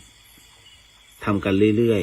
ๆกับทำไมคนโกงกินไม่เคยรับกรรมเลยครับเห็นมีแต่เดี๋ยวผมขอรวบคำถามเนาะนะฮะมีคำถามผีๆก็มีนะแป๊บหนึ่งทำไมคนโกงกินไม่เคยรับกรรมเลยครับเห็นมีแต่อำนาจกันล้นฟ้าอันนี้ด่าใครหรือเปล่าครับ ผมจะบอกว่ารับนะฮะไม่ใช่ไม่รับนะคนโกงกินเนี่ยนะฮะไม่เคยรับกรรมนะฮะเขาทุกวันนี้เขาก็ยังรับกรรมอยู่แต่ท่านอ่ะไม่สามารถไปร่วงรู้กรรมของเขาได้นะฮะต่อให้มีอำนาจล้นฟ้า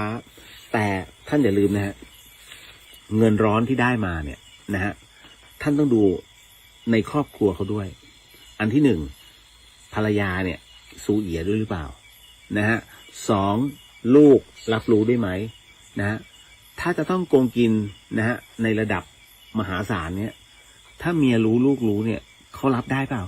พ่อฉันเป็นคนทุจริตนะถ้าไม่ใช่แก๊งครอบครัวนะถ้าไม่ใช่ครอบครัวนั้นเป็นแก๊งทั้งแก๊งเนี่ยแก๊งต้มตุ๋นอย่างเงี้ยนะฮะอันเนี้ยน่าคิดแต่ในขณะเดียวกันถ้าไม่ใช่ปุ๊บหนึ่งเขาต้องหวาดระแวงว่าจะมีอะไรหลุดเล็ดลอดออกไปให้เขาจับได้ไหมมันนอนคิดตลอดพวกนี้นอนตาไม่หลับนะฮะสองนะฮะลูกเราเนี่ยจะมีผลกระทบทางใจไหมนะเพราะถ้ารู้วายพ่อเราเป็นคนอย่างนี้เหรอตายแล้วลูกทุกข์อีกนะเพราะว่าถ้าเพื่อนรู้เพื่อนล้ออีกนะเห็นไหมมันกระทบหมดเลยภรรยาก็ใช่ว่าจะอยู่รอดถ้าภรรยาทำงานก็เตรียมเอาปี๊บไปถ้าสมมุติว่าความนั้นน่ะถูกจับได้ว่าทุจริตเห็นไหมที่สำคัญยิ่งรวยยิ่งทุกข์ไม่ใช่จนแล้วทุกข์ฝ่ายเดียวนะฮะคุณรู้ไหมเงินแต่ละบาทเนี่ยสมมุติว่ามีเงินอยู่1,000 ล้านมีลูกอยู่2 คนผู้ชายทั้งคู่ต่างคนต่างอิจฉานะดูก่อนเมื่อไหร่วะพ่อมันจะตายเพื่อจะได้กองตรงเนี้ยเอาไปทำนู่นทำนี่เห็นไหมหลังจากนั้นเสร็จปุ๊บเนี่ยต้องหวาดระแวงว่าจะมีคนมาหลอกไหมวะนะฮะต้องมานั่งใครจะมาหลอกเอาเงินเราหรือเปล่าเขียนนู่นเขียนนี่มาอย่างดีเพื่อไม่นะมันไม่ควรจะราคานี้ต้องกดลงไปอีกเห็นไหมมันเป็นอย่างนี้ฮะความสุขอยู่ตรงไหนความสุขอยู่ที่กินยานอนหลับแล้วหลับ นะฮะไม่มีความสุขหรอกนะฮะวันหนึ่งนะฮะคุณสังเกตไหมเขาไปถ่ายโอ้โหบ้านหลังราคานี้70 ล้านนะฮะใหญ่โตมโหฬารเนี่ยเจเนอเรชันเนี้ยทำได้ ค่าไฟมหาศาลแค่ไหนกูก็มีจ่ายลองเจเนอเรชันที่สองดิถ้าคุณไม่มีบริษัทรองรับเพื่อผลิตเงินมาให้ลูกคุณเนี่ยนะหรือว่าลูกคุณผลิตเงินเดือนของตัวเองเนี่ยเพื่อมาจ่ายค่าน้ำค่าไฟในระดับที่คุณซื้อบ้านไว้100 ล้านเนี่ยนะฮะบ้านหลังนี้จะถูกขายต่อเหมือนนักบอลน่ะแต่ละคนน่ะเห็นไหมโอ้ซื้อมา150 ล้านบาทโอ้คันเรื่องหาดอย่างดีท้ายสุดขายทิ้งในราคา80 ล้านนะดอลลาร์แล้วก็เปลี่ยนไปใหม่ซื้อคือเอาง่ายๆแรกๆก็มีปัญญาจ่ายหลังๆเนี่ยขึ้นมาเนี่ยเหลือไฟดวงเดียวคือดวงที่ตรงกูนั่งเห็นไหมทั้งหมดทั้งมวลเนี่ยมันไม่ได้มีอะไรที่มันเพอร์เฟกต์หรอกครับคุณอยู่แค่บ้านหลังพอดีสวยๆมีดีไซน์จบแล้วนะครับเอาล่ะเห็นไหมที่ผมยกตัวอย่างทั้งนั้นเลยให้ดูครอบครัวเขาแหละนะฮะว่าทุกข์ไม่ทุกข์ดูตรงนั้นตามมาด้วยการเอาผลไม้กึ่งเน่าใส่บาตรเฮ้ยบ้าแล้วนะฮะการเอาผลไม้กึ่งเน่าใส่บาตรสำหรับคนอยากใส่บาตรที่ยากไร้เช่นคนไร้บ้านจะบาปไหมคะคืออย่างนี้ผมเข้าใจคนที่อยากทำบุญนะฮะคือผู้ที่อยากทำบุญเนี่ยเขามีความตื้นตันเมื่อเห็นพระแต่บังเอิญว่ามันไม่มีอ่ะคนเคยมีแต่ว่าบังเอิญว่าชีวิตมันแปรผันนะฮะมีผลไม้อยู่1 ลูกมันเน่าไปนิดนึงนะฮะแล้วถามว่าจะเอาใส่บาตรได้ไหมพระท่านก็รับนะฮะพระท่านก็จะดูก่อนว่าดูที่เจตนาถ้าแหมนะฮะเคยมีเป็นระดับคุณหมอเอาของใส่บาตรเป็นแบบใบเกษียณแล้วอะ2 คนตายายเอาของใส่บาตรของที่ดูรู้เลยว่าเป็นของจากเหลือกินเป็นแอปเปิลมันออกเป็นสีน้ำตาลเป็นจ้ำอันนั้นคือเหมือนกับจงใจจะทิ้งแต่เปลี่ยนทิ้งเป็นใส่บาตรดีกว่าเขาก็ใส่นะฮะเราก็รับเอาไว้นะพระท่านก็รับเอาไว้แต่ในขณะเดียวกันเนี่ยถามว่าได้บุญหรือได้บาปถ้าสมมุติว่า2 ท่านเนี้ยไม่มีความบริสุทธิ์ใจอยากใส่จริงๆเพราะว่าไม่รู้ว่ามันเน่าอันนี้ถือว่าเป็นบุญแต่ถ้ารู้ว่าเนี่ยเน่าเป็นแอปเปิลเน่าแต่ยังมาใส่บาตรอันนี้แหละเตรียมเถอะเหมือนกับเป็นการแกล้งนะฮะหรือว่าเขาเรียกว่าไม่รู้ว่าในสิ่งที่ตัวเองทำนะมันคืออะไรนะฮะมันจะก่อให้เกิดเป็นกรรมนะฮะก็เลยต้องบอกก่อนว่าดูที่เจตนาเป็นหลักครับส่วนกรณีของคนไร้บ้านที่เขาอยากใส่บาตรเนี่ยพระรับนะพระรับเดี๋ยวผมจะบอกให้แล้วกันว่ามันจะมีอยู่อีกข้อเนี่ยในเรื่องของบุญกิริยาวัตถุ10 ประการเนี่ยมันรวมกันทั้งหมดทั้งมวลเลยเดี๋ยวก็จะมาบอกกันนะฮะกรณีตรงนี้กึ่งเน่าใส่บาตรได้ไหมคนยากไร้นะครับจะบาปไหมไม่บาปหรอกครับเพราะเขาอยากจะใส่และที่สำคัญทั้งหมดทั้งมวลเนี่ยเมื่อพระรับแล้วนะครับท่านก็ให้พรฉันไม่ฉันอีกเรื่องหนึ่งของพระนะฮะแต่รู้ใช่ไหมฮะว่าผลไม้ที่มีเมล็ดเนี่ยต้องทำกัปปิยะก่อนก็คือจิกปอกเผานึ่งหรืออะไรก็ให้มันมีตำหนินะให้รู้ว่าเม็ดนั้นจะไม่สามารถเพาะขึ้นได้อีกแล้วนะฮะก็คือเราจิกเงาะเนี่ยต้องจิกทุกลูกด้วยไม่ใช่จิกลูกเดียวนะบางคนจิกลูกเดียวเป็นการให้รับรู้ไม่ใช่ต้องจิกทุกลูกนะฮะไม่งั้นต้องผ่าเปลือกออกนั่นแหละฮะถึงจะฉันได้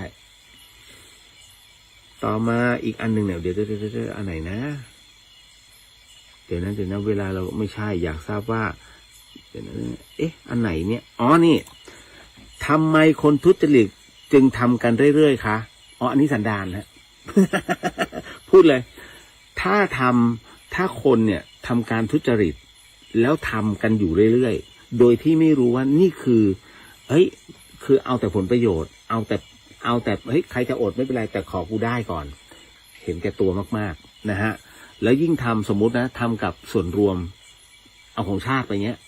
โอ้โหเตรียมตัวเถอะนะฮะเป็นวัวเป็นควายหลายชาติอยู่นะฮะก็ต้องบอกว่าอันเนี้ย ถ้าทำบ่อย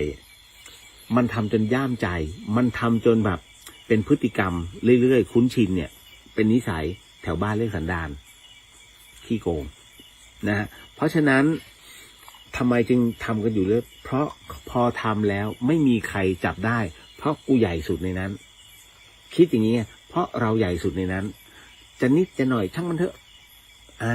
นะฮะเรารับผิดชอบอยู่แล้วโปรเจกต์นี้เดี๋ยวเสริมตรงนั้นไปนะฮะเดี๋ยวเสริมข้อนี้ไปให้บัญชีทำซ้อนไปจบอย่าลืมเขามีการตรวจสอบเขาก็ไม่โง่หรอกเพราะพวกเนี้ยเขาก็รู้ว่าเดี๋ยวมันจะต้องมีบัญชีสองเล่มนะเสมอเป็นงั้นนะคือบางทีเขาก็ปิดตานะอย่างสรรพากรเนี่ยไม่ใช่เขาไม่รู้น้องๆผมเป็นสรรพากรเยอะเขารู้แต่ว่าบางอย่างมันจำเป็นพี่ก็คือเหมือนกับว่าน้ำพึ่งเรือเสือพึ่งป่านะครับก็สรรพากรเองก็รู้นะฮะเพราะฉะนั้นเนี่ยบริษัทห้างร้านใหญ่ๆถามว่ามีบ้างไหมในเรื่องของการหลบเลี่ยงภาษีมีนะฮะไม่งั้นเขาจะจ้างนักทำบัญชีมาทำไมนักทำบัญชีพอทำเสร็จปุ๊บก็ให้ผู้ตรวจสอบบัญชีตรวจอีกรอบนึงออดิตตรวจสอบเสร็จปุ๊บเฮ้ยอันนี้มันไม่ใช่เพราะถ้าออดิตพลาดออดิตถูกปลดนะถูกอันนี้เลยแบล็คลิสต์เลยนะฮะซวยเลยนะอาชีพนะครับเพราะออดิตเนี่ยเวลาตรวจทีนึงเขาได้เป็นหมื่นนะคุณ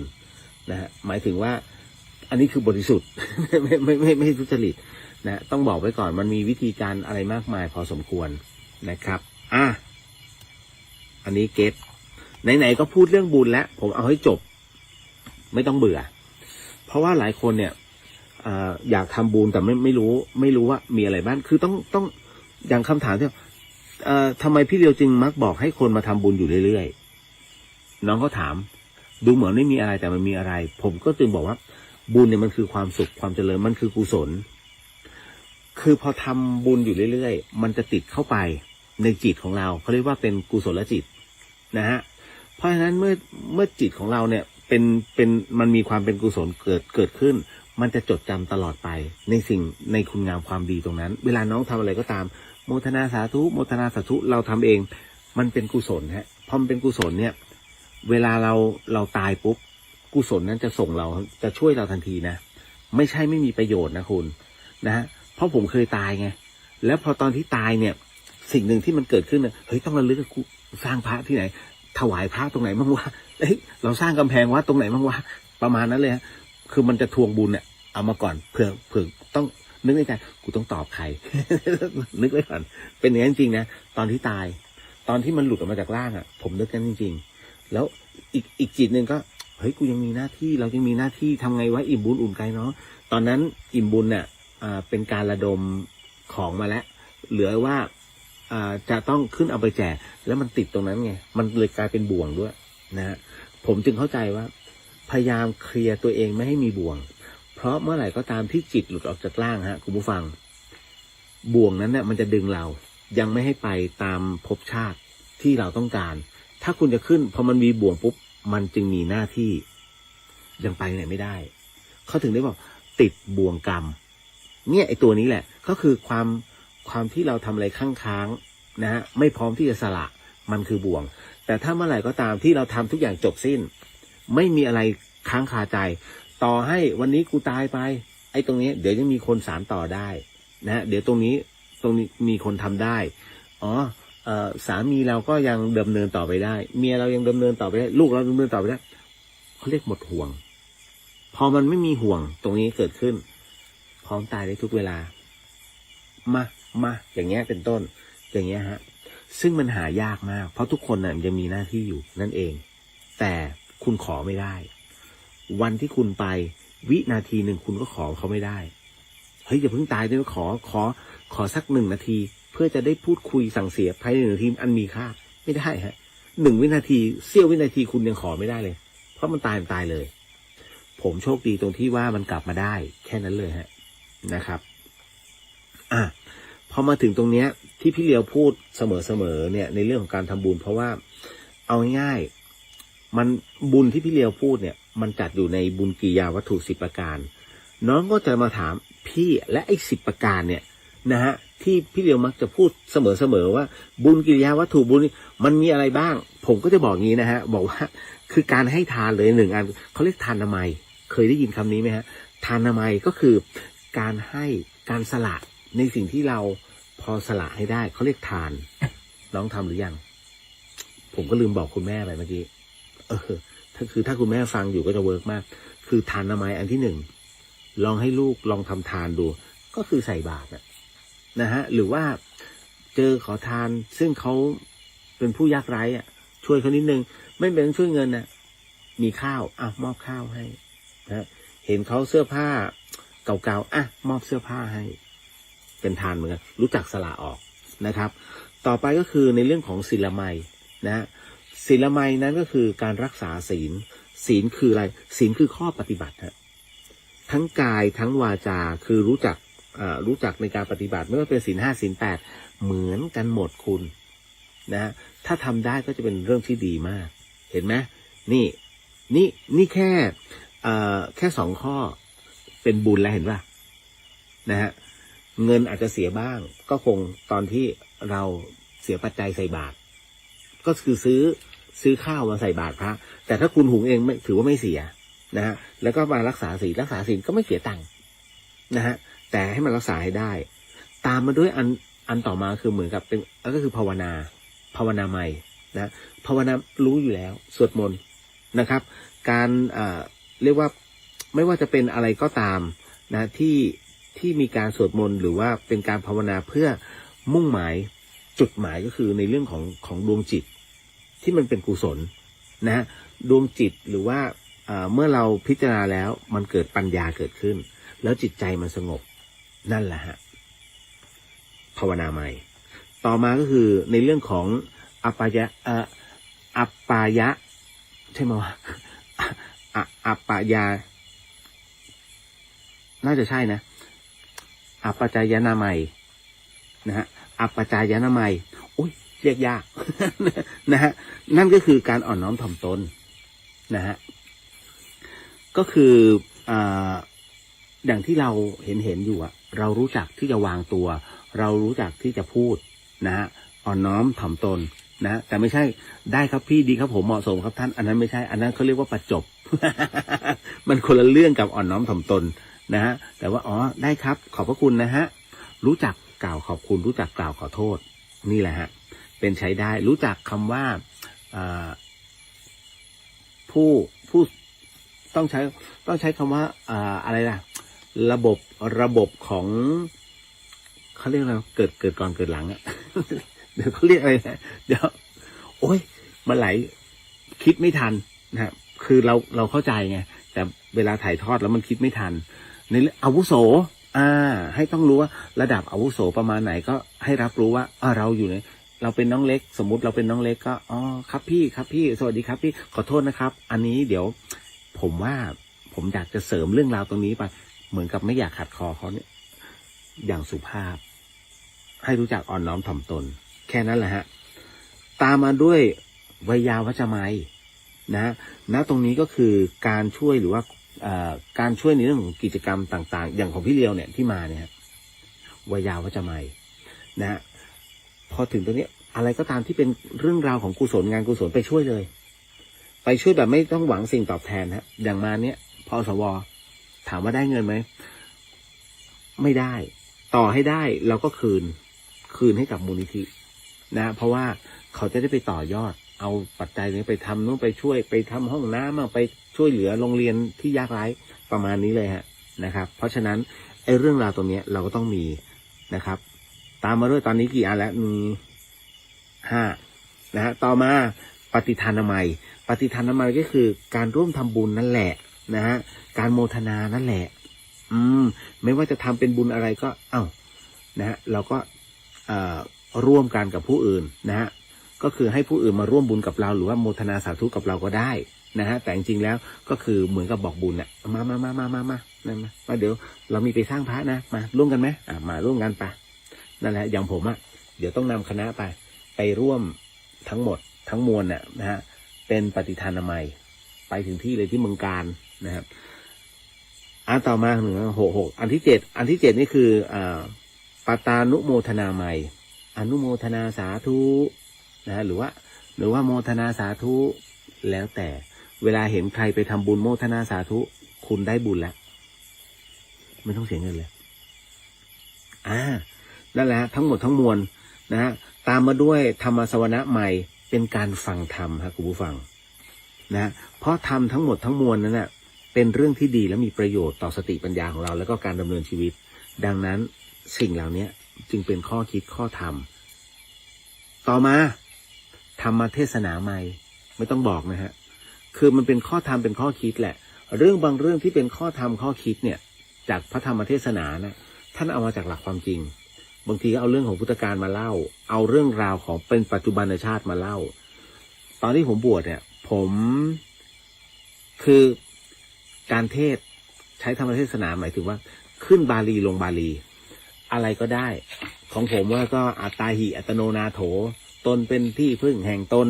นะฮะง่ายๆนะฮะหรือว่า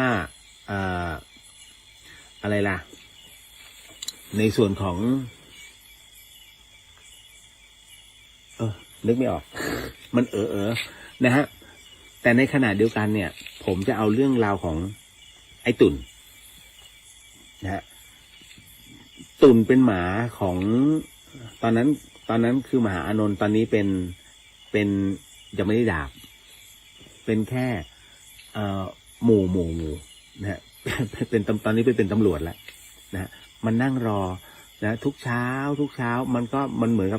กับยืดเส้นอ่ะแต่มันก็คือไหว้นะเวลาพระตั้งน้ำโมปุ๊บนะเวลาสวดมนต์ในโบสถ์เนี่ยในอุโบสถอ่ะนะครับในวิหารไอ้ตุ่นมันจะมาที่ปากวิหารแล้วมันก็จะยืดเหมือนยืดเส้นอ่ะผมถือว่ามันกราบแล้วพอนโม3จบปุ๊บเนี่ยพอมันกราบเสร็จปุ๊บพอเราขึ้นอรหังนะพอพระพุทธมันก็กราบพอพระธรรมมันก็กราบพอพระสงฆ์มันก็กราบแล้วคุณคิดว่ามันยังยืดเส้นอยู่ป่ะพอมันเห็นพระท่านลงไปกราบมันกราบนะนั่นแหละจนสุดท้ายเนี่ยอานนท์ก็แอบไปศึกนะฮะเพราะว่าครอบครัวอยากให้ไปช่วยนะฮะตรงนั้นเสร็จปุ๊บเนี่ยไอ้ตุ่นน่ะมันนั่งรอจนมันตายอ่ะที่วัดฝายหินแหละเหตุการณ์ที่เกิดขึ้นเนี่ยผมหยิบประเทศนะฮะเรื่องราวตรงเนี้ยคือมันไม่ได้อยู่ในเรื่องของบทเรียนเลยแต่ผมกำลังพูดถึงในเรื่องของความจงรักภักดีแม้แต่สัตว์เดรัจฉานก็มีความรักอันบริสุทธิ์ของมันที่รอเจ้านายผมพูดเรื่องเนี้ยชาวบ้านถึงก็อึ้งนะฮะเพราะหยิบเอาเรื่องราวตรงนี้เอามาเป็นเรื่องของปัจจุบันมันเป็นเรื่องธรรมะจริงๆนะคุณนะทุกอย่างเนี่ยมันคือธรรมะเราจะหยิบตรงไหนมาแค่นั้นเองนะเอามาพูดคุยนั่นแหละฮะก็คือธรรมะเทศนาใหม่ตามมาด้วยข้อสุดท้ายก็คือทิฏฐินะหรือว่าเขาเรียกว่าทิฏฐุกรรมนะฮะทิฏฐุกรรมก็คือการไม่ถือทิฏฐินะเป็นการที่เรียกว่าการให้ความเห็นอย่างถูกต้องหรือว่าเหมาะสมไม่ว่าจะเป็นเรื่องอะไรก็แล้วแต่นะมันเป็นการพัฒนาความเห็นหรือว่าเป็นการพัฒนาความคิดด้วยนะเป็นการเข้าใจอย่างตรงไปตรงมาและมีความเป็นธรรมนะเป็นเครื่องที่ตั้งนะตรงนั้นนะเพราะบุญเนี่ยมันต้องประกอบไปด้วยตัวเราผู้รับตัวเราผู้ให้นะฮะวัตถุที่ให้แล้วก็ผู้รับแน่นอนที่สุดนะผู้รับเนี่ยบางคนก็บอกว่าจะต้องเป็นผู้มีศีลจริงๆไม่จำเป็นนะผู้มีศีลก็ดีผู้มีคุณธรรมก็ดีนะแม้แต่ผู้ที่มีข้อปฏิบัติที่ดีก็ดีนะฮะส่วนสิ่งของนั้นเนี่ยเป็นสิ่งของที่ต้องบริสุทธิ์แล้วกันใช้คำนี้ง่ายสุดนะฮะเพราะว่าไม่ใช่ของที่เราไปลักเขามาสุดท้ายคือผู้ให้ต้องมีศีลแค่นั้นเลยฮะเพราะฉะนั้นความตายจะอยู่แค่เอื้อมก็จริงแต่ว่าเมื่อมีตัวนี้ครอบคุณจบแล้วไม่ต้องไปอะไรมากมายใครจะบอกอะไรก็ช่างนะฮะแต่เรามีไอ้ตัวนี้มันเป็นที่ตั้งในเรื่องของความตายทุกคนตายหมดผมมักจะพูดเสมอให้มันเป็นมรณานุสตินะครับถ้าคุณคิดว่าคุณอยู่ค้ำฟ้าผิดแล้วครับผมเคยเจอนักการเมืองคนหนึ่งไม่บอกแต่อากัปกิริยาเนี่ยเขาจะชอบกิน แอลกอฮอล์แอลกอฮอล์ไม่ใช่เยอะนะคุณนิดแต่วันละเป๊กนะฮะโอ้ยแล้วบอกพูดคุยกันเนี่ยนะฮะอารมณ์เจ้าพ่อนะฮะซึ่งเราเข้าไปเพื่อจะไปรับงานตรงนั้นหมายถึงว่ารับงานทำพรีเซนต์ให้พรรคการเมืองนะครับแล้วเราก็รับรู้ว่าโอ้ยคนนี้เองเหรอเจ้าของเงินแล้วก็อย่างหนึ่งโอ้เขาก็คุยอ่ะคุณเชื่อไหมวันหนึ่งเนี่ยผมจะเป็นใหญ่ให้ดูผมจะต้องอยู่ค้ำฟ้าเราก็มานั่งนึกคำนี้ยังติดหูเลยท้ายที่สุดไปก่อนเลย เราก็รู้อ้าวไหนบอกจะอยู่ค้ำฟ้าข่าวมาแล้วเราก็รู้แล้วไม่บอกนะว่าใครนะ อันเนี้ยไม่มีใครหรอกครับมาอยู่ค้ำฟ้าเพราะฉะนั้นเนี่ยไอสิ่งที่เขาเคยทำเอาไว้ไม่ดีมันตามนะฮะต่อมาน้องเขาถามมาว่าเวลาเราคุยเรื่องเวรกรรมกับใครก็จะถูกยอกย้อนต่างๆนานานะฮะแต่พอทำผิดขึ้นมาจะบอกว่าอยากจะไปขอเข้ามาทุกทีเห็นไหมฮะกรณีตรงนี้เดี๋ยวนะฮะแป๊บหนึ่งอันนี้คุณปริญญาเราทักกันไปแล้วเนาะนะครับคุณอันนี้อ่านว่าเอกกี้ใช่ไหมฮะสวัสดีค่ะสวัสดีครับผมนะฮะคุณกุ้งลูกกุ้งก็มีปัญหาเรื่องคุมอารมณ์เหมือนกันค่ะและมีปัญหาติดเรื่องเกมสำหรับกุ้งคือพยายามเข้าใจในมุมของเขาโฟกัสข้อดีของลูกนะฮะโฟกัสข้อดีของลูกไม่ดีไม่อะไรไม่ได้ค่าลูกตอนลูกมีอารมณ์เช่นแม่บอกให้ลูกติดแม่แล้วลูกต่อว่าแม่คิดว่าลูกเป็นเด็กไม่ดีติดพ่อแม่เลยไปเตะประตูจริงๆเด็กเขารู้อะไรถูกอะไรผิดลูกกุงนั้นชอบเล่นเกมก็ให้เล่นแต่ต้องแลกกับการเรียนภาษาจีนแล้วก็ไม่ว่าลูกตรงในประเด็นที่เราไม่ถูกใจสิ่งที่เขาเป็นเพราะลูกจะคิดว่าเราเห็นลูกไร้ค่าให้สอนในทางอ้อมต้องมีศิลปะในการพูดให้เข้าใจแต่ไม่ตามใจอันนี้คุณกุ้งก็บอกตรงนั้นเดี๋ยวต้องบอกก่อนว่าอันนี้พฤติกรรมเขาเปลี่ยนพลิกทันทีหลังจากที่ฟื้นมาจากไข้นะฮะหลังจากที่ฟื้นจากการผ่าตัดมาแล้วมันมีอะไรแปลกๆเกิดขึ้นนะครับทั้งในเรื่องภาวะอารมณ์การเห็นในเรื่องของอีกหนึ่งมิติขึ้นมาแล้วพฤติกรรมถูกจับเปลี่ยนไปนะฮะกับพร้อมกับสถานที่ตรงนั้นโค้งที่มีคนตายอยู่เรื่อยๆนะฮะมันก็เลยทำให้หลายๆอย่างเนี่ยนะฮะมันไปเข้าล็อกในสิ่งที่เขาคาดว่าน่าจะเป็นแต่ส่วนหนึ่งเนี่ยบอกเขาไปแล้วนะฮะบอกคุณแม่ไปแล้วว่ามันน่าจะเป็นในเรื่องของตรงนี้ก่อนอยากให้คุณแม่เนี่ยพาไปพบกับคุณหมอก่อนแล้วคุณแม่ก็บอกพาไปแล้วนะแต่ละที่ตรงไหนที่บอกว่ามันสามารถทำให้ลูกกลับไปเป็นรีเซ็ตใหม่เหมือนเดิมเป็นเด็กที่น่ารักเหมือนเดิมเนี่ยเธอก็อยากจะพาไปนะครับก็เข้าใจในเรื่องของตรงนี้มันเป็นปัญหาครอบครัวจริงๆอย่างที่คุณกุ้งว่านะครับแต่ในขณะเดียวกันเนี่ยหลายๆคนก็เจอปัญหาอีกแบบหนึ่งเช่นกันซึ่งวิทยาศาสตร์ก็รักษาไม่ได้แม้แต่ความอบอุ่นที่พยายามให้ก็ไม่สามารถจะช่วยเหลือได้นะครับณตรงนี้พี่อุทิศน้องกราบขอบพระคุณสาระดีๆน้องกราบโมทนาสาธุสาธุสาธุค่ะคุณเลียวสาธุครับพี่นะฮะต่อมาอันนี้ไปแล้วนะครับเดี๋ยวนะครับขออนุญาตมาก่อนเดี๋ยวนะเมื่อกี้แป๊บหนึ่งเวลาเราคุยเรื่องเวรกรรมกับใคร ก็จะถูกยอกย้อนต่างๆนานาแต่พอทำผิดขึ้นมาก็จะบอกว่าอยากขอเข้ามาทุกทีนะฮะคืออย่างนี้ฮะคนมักจะไม่เชื่อเรื่องของกรรมพอพูดกรรมปุ๊บจะคุยอย่างอื่นเฉยๆนะฮะโอ้คุยอีกแล้วมันเป็นเรื่องไม่จริงจริงไม่ใช่บุคคลเหล่านี้เป็นบุคคลที่ไม่ยอมรับความจริงแต่ที่สำคัญคือมันยังไม่ถึงเวลาของพวกเขานะฮะเขามองว่าเรื่องกรรมเป็นเรื่องไร้สาระแต่จริงๆไม่ใช่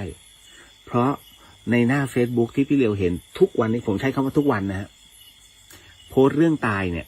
นะฮะกับกลุ่มเด็กวัยรุ่นเป็นเด็กใจร้อนถามว่าเด็กวัยรุ่นพวกเนี้ยเขาเชื่อเรื่องกรรมไหมถ้าไม่เชื่อเรื่องกรรมเนี่ยถ้าเขาเชื่อเรื่องกรรมเขาจะไม่ออกไปเที่ยวไม่ก็ไปก่อความวุ่นวายหรือว่าไม่ออกไปตีกันหรือว่ายิงกันฆ่ากันเพราะเขาไม่เชื่อเพราะเมื่อเขาไม่เชื่อพฤติกรรมจึงเป็นเช่นนั้นแต่แล้วคนที่ได้รับผลกระทบล่ะผู้ที่ได้รับผลกระทบคือผู้บาดเจ็บผู้ที่ตายท้ายที่สุดแล้ว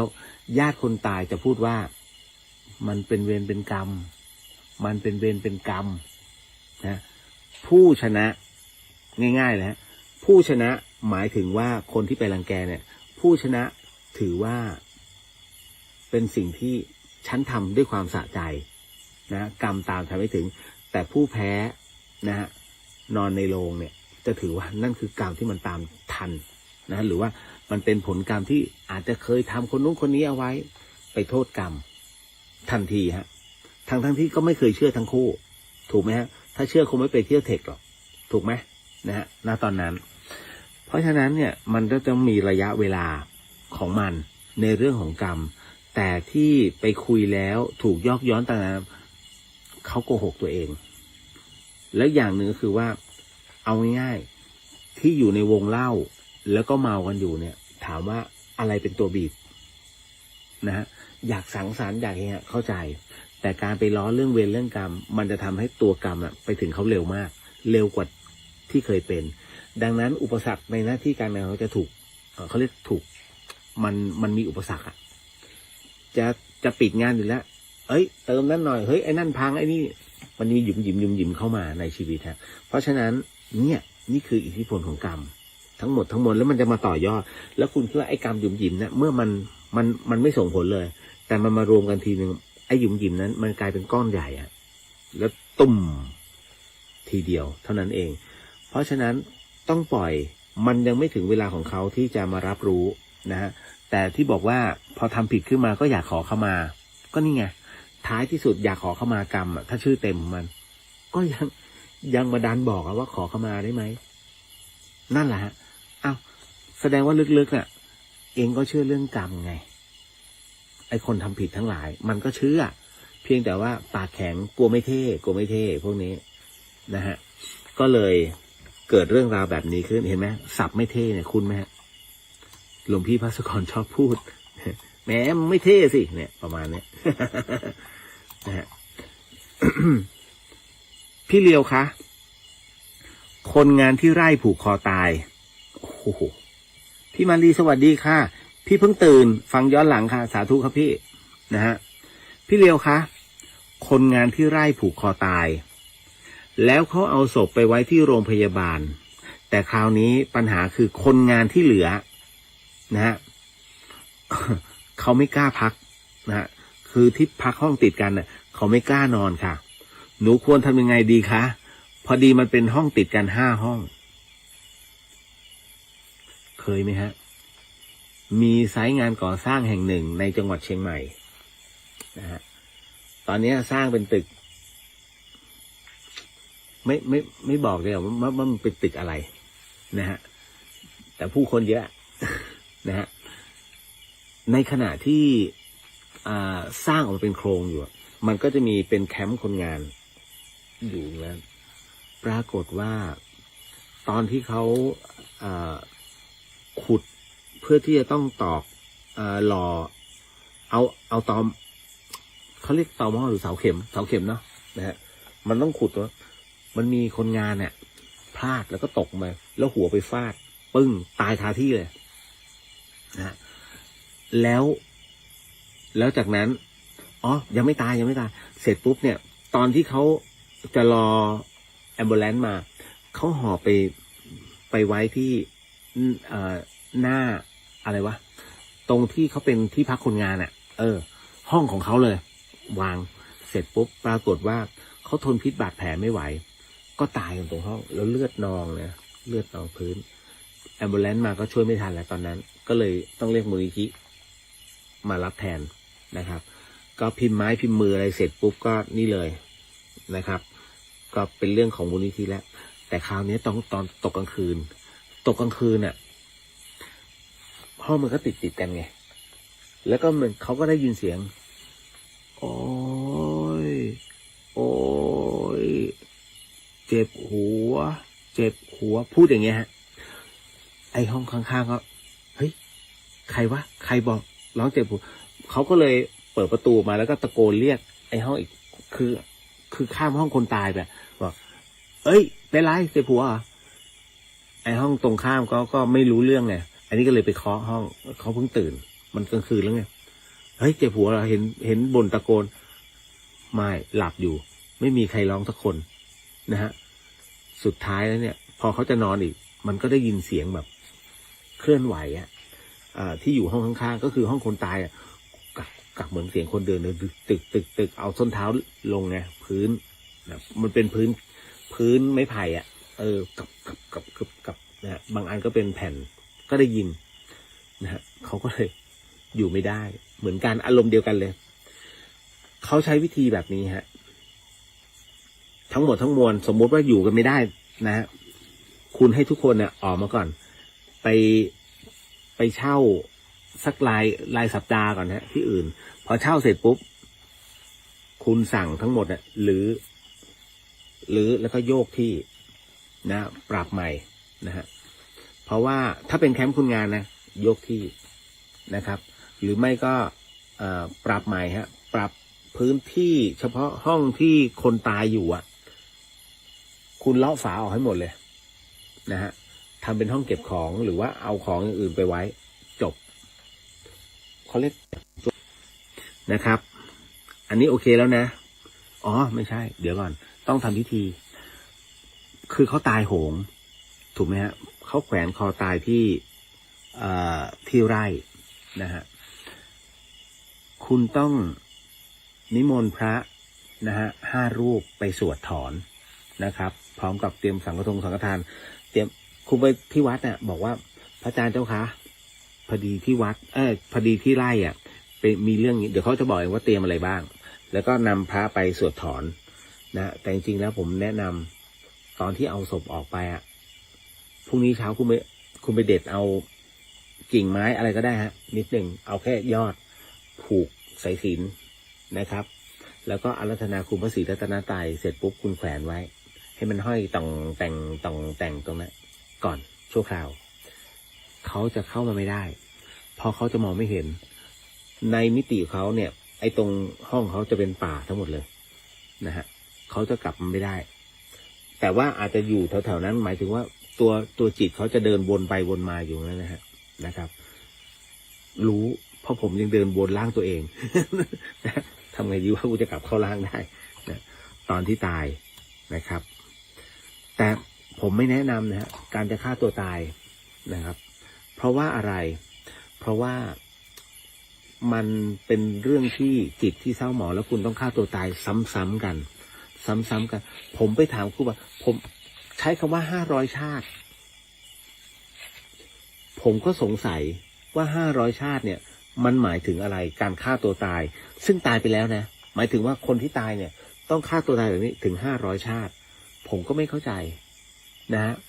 ถ้า500 ชาติสมมุติว่าผมมีอายุ100 ปีอย่างเงี้ยไม่ต้องรอไปถึงเท่าไหร่ 5,000 ปีนะฮะหรือว่าถูกไหมเพราะหนึ่งชาติมัน100 ปีถูกปะแต่คราวนี้ท่านบอกว่าไม่ใช่คำว่า1 ชาตินั้นหมายถึง1 อายุไขของคนนั้นสมมุติว่าอายุไขเนี่ยของคนนั้นตอนที่ฆ่าตัวตายอายุ20สมมุตินะตอนอายุที่ฆ่าตัว20แต่ด้วยอายุไขของเขาเนี่ยจะต้องถึงอายุ40คือมันไปตัดรอนก่อนไงนะเขาจะต้องฆ่าตัวตายแบบเนี้ยนะครับ จนกว่าจะถึงอายุ40นั่นคือหมดอายุไขจริงๆต้องฆ่าเนี่ยฆ่าได้เท่าไหร่สมมุติว่ายังไม่ครบ500เลยสมมุติมันแค่450ครั้งในการตายซ้ำๆเนี่ยของเขามันได้เวลาที่ต้องตายจริงแล้วคราวนี้จะถูกพิพากษานะฮะพิพากษาว่าบุญบาปอยู่แค่ไหนยังไงต่อไปนะครับแล้วคราวนี้เขาเรียกถูกนำไปตามล็อกตามขุมต่างๆจนปรับตัวจิตถูกปรับเป็นที่เรียบร้อยแล้วมาเกิดใหม่มันก็จะเริ่มนับใหม่ครั้งที่แล้วมัน450มาโดนตรงนี้ใหม่นะฮะแต่ถ้าชดใช้จากขุมต่างๆเป็นที่เรียบร้อยแล้วเนี่ยแล้วรวมในเรื่องของค่าตัวตายไปด้วยเนี่ยถ้าชดใช้ยังไม่หมดคุณต้องกลับมาชดใช้ในโลกมนุษย์ใหม่อีกรอบหนึ่งคือฆ่าตัวตายมันเป็นอย่างนั้นจริงๆฮะผมก็เลยเก็ตแล้วครับพระอาจารย์นั่นแหละฮะ ในเรื่องของการฆ่าตัวตายเนาะนะครับจะทันไหมเนี่ยต่อมาอยากทราบว่าเราทำกรรมไม่ดีไว้กับพ่อแม่แต่ท่านตายไปแล้วเราจะขออโหสิท่านได้อย่างไรคะเพราะตอนนี้ชีวิตลำบากเหลือเกินคำถามนี้ผมเหมือนกับเคยตอบไปแล้วนะฮะก็เดี๋ยวมีพิธีอโหสิกรรมก็มาร่วมแล้วกันนะฮะทำพิธีก็มาขออโหสิกับพ่อกับแม่แล้วก็ถ้าเป็นไปได้นะบวชชีพราหมณ์ซะนะฮะเพื่อเป็นการแสดงความกตัญญูนะครับแม้ท่านจะไม่อยู่แล้วก็รับรู้ได้ด้วยอานิสงส์ผลบุญตรงนี้แล้วก็ที่สำคัญเป็นคนดีออกมาเนี่ยคุณถือศีล 5 ศีล 8บ้างนะสัก1วันนะครับเอาเป็นวันเกิดสมมุติคุณเกิดวันอังคารอย่างเงี้ยทุกอังคารก็เราก็ถือศีล 8ซะก็แค่นั้นเองเป็นการส่งบุญให้เอาบุญให้นะครับถวายบุญตรงเนี้ยตลอดชีวิตเรานะเพื่อเป็นการขออโหสิกับพ่อกับแม่ต้องเป็นอย่างนั้นจริงเหรอพี่เลียวแล้วถ้าสมมุติว่าเราจะรู้ได้ยังไงว่าพ่อแม่อโหสิกรรมให้ถึงวันหนึ่งน้องทำแบบเนี้ยอธิษฐานแบบนี้จนถึงวันหนึ่งนะฮะน้องจะรู้ทันทีว่าเมื่อไหร่ที่เราจะได้หยุดตรงนี้นั่นคือพ่อแม่ให้อภัยมันจะมีฮะผมเองตอบไม่ได้แต่ต้องไปปฏิบัติถึงอายุเท่านั้นอันนี้โมแล้วไม่ใช่ปฏิบัติไปเรื่อยๆฮะปฏิบัติไป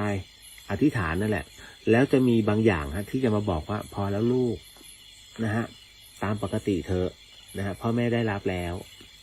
มีครับนะฮะก็บอกไว้ก่อนนะครับเพื่อคุณพ่อคุณแม่เนาะก็อย่างที่บอกนะครับว่าท่านใดที่มีเรื่องราวเล่านะครับกรณีนั้นเดี๋ยวที่เล่าผมจะมีรางวัลให้นะครับเป็นรางวัลแห่งความกล้าแล้วก็ของฟรีไม่มีในโลกผมเป็นอะไรที่ถ้าท่านโทรเข้ามาในรายการเนี่ยฮะนะแต่ว่าก็คือต้องติดต่อมาก่อนไม่ใช่อยู่โทรมาปุ๊บผมกลัว call center กรมไปรษณีย์ไทยผมกดทิ้งเลยนะฮะอันนี้ก็คือส่งอินบ็อกซ์มาก่อน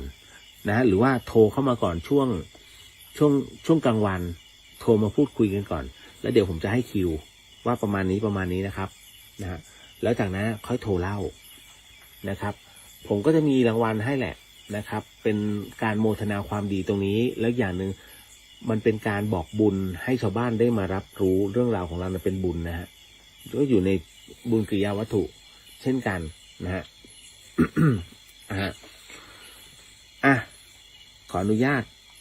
สุดท้ายเป็นการส่งบุญน้อมจิตให้กับคุณผู้ฟังทุกท่านนะครับเพราะว่าผมอยู่ที่บนดอยแม่สลองนี่คือเต็นท์เดี๋ยวก็จะไม่เห็นใช่ไม่รู้ใช่ไหมตรงนี้นี่ฮะลักษณะของเต็นท์มันจะเป็นอย่างนี้นะครับก็ข้างในผ้าเช็ดตัวมันไม่เรียบร้อยผ้าเช็ดตัวผมต้องผึ่งเพราะว่าฝนมันตกอันนี้เป็นไฟชีทหลังคานะครับแล้วก็ก็จะมีในเรื่องของที่อันนี้นะครับเป็นตะเกียงที่อยู่ได้เพราะอันนี้นะตะเกียงนะครับแล้วก็คอมพิวเตอร์แล้วก็จะมีเก้าอี้อยู่นิดนึงแถวๆนี้ด้านหลังนะครับแค่นั้นเลย ผมกางลอยตัวไงตรงเนี้ยมันเป็นข้างนอกมันเป็นระเบียงมันเป็นให้ลมมันโกรกเข้ามาผมถึงได้บอกว่าเดี๋ยวมันสาด เดี๋ยวฝนมันสาดนะครับขออนุญาตส่งบุญให้กับทุกท่านเนาะแล้วก็คุณนพบอกว่าสวัสดีค่ะคุณเลียวสวัสดีครับผมนะฮะส่งบุญให้กับสรรพวิญญาณก่อนแล้วก็จะได้พักผ่อนเพราะพรุ่งนี้ผมต้องลงไปที่เชียงใหม่แล้วนะครับสาธุสาธุสาธุนะฮะ สิ่งหนึ่งสิ่งใดที่ผิดพลาดพลั้งไปต้องขออโหสิกรรมนะที่นี้ไม่ได้ตั้งใจหรือมีเจตนาก็ขอมอบอานิสงส์ผลบุญในค่ำคืนนี้ถวายแด่องค์พระสัมมาสัมพุทธเจ้าทุกๆพระองค์พระธรรมเจ้าทุกๆพระองค์พระอริยสังฆเจ้าทุกๆพระองค์พระปัจเจกพุทธเจ้าทุกๆพระองค์พระอสีติมหาสาวกเจ้าทุกๆพระองค์พระอรหันตเจ้าทุกๆพระองค์รวมไปถึงพรหมเทพเทวดาทั้งหลายสรรพสัตว์สรรพวิญญาณทั้งหลายสรรพเจ้ากรรมนายเวรทั้งหลายทั้งปวงรวมไปถึงญาติสนิทมิตรสหายของข้าพเจ้ารวมไปถึงของคุณผู้ฟังทุกท่านก็ขอให้ได้รับอานิสงส์ผลบุญในค่ำคืนนี้ด้วยเช่นกันขอบุญกุศลนี้จงถึงแด่พระอาจารย์ภาสกรภูริวัฒโนด้วยเช่นกันขออนุญาตขอบุญบารมีนะครับในค่ำคืนนี้นะจงถึงแด่คุณผู้ฟังที่ฟัง FM 104.50 เมกะเฮิรตซ์ทั้งจังหวัดเชียงใหม่แล้วก็จังหวัดใกล้เคียงรวมไปถึงคุณผู้ฟังที่ฟังในช่อง Facebook ของวัดไฟหินทุกๆช่องก็ขอให้ได้รับอานิสงส์ผลบุญในค่ำคืนนี้ด้วยเช่นกันนะครับขออนุญาตนะครับแผ่เมตตาเนาะสัพพโรกวินิมุตโตสัพพสันตาปวาจิโตสัพพเวรมติกันโตนิปุตโตสัพพีติโยวิวันชันตุสัพพโรโกวินันสตุมาเตภวะวันตรายโยสุขีที่คายุโกภวะอภิวาทนาสีริสนิจังวุฒาปจายโนจัตตารโรธรรมาวัฏันติอายุวันโนสุขขังพระลังนิพพานังปรมังสุขังสาธุสาธุสาธุขอมอบอานิสงส์ผลบุญในค่ำคืนนี้ให้กับผู้ที่รับฟังในช่องของพุทธิสิทธิ์รัตนสมบูรณ์ส่วนเรือเดือเฮียนนั้นถึงอยู่แล้วเพราะแชร์ไปนะครับสาธุสาธุแล้วเจอกันนะฮะกับเรื่องราวดีๆแบบนี้ในโอกาสต่อไปนะฮะสำหรับค่ำคืนนี้ราตรีสวัสดิ์นะครับผู้ฟังบ๊ายบายสาธุสาธุสาธุครับ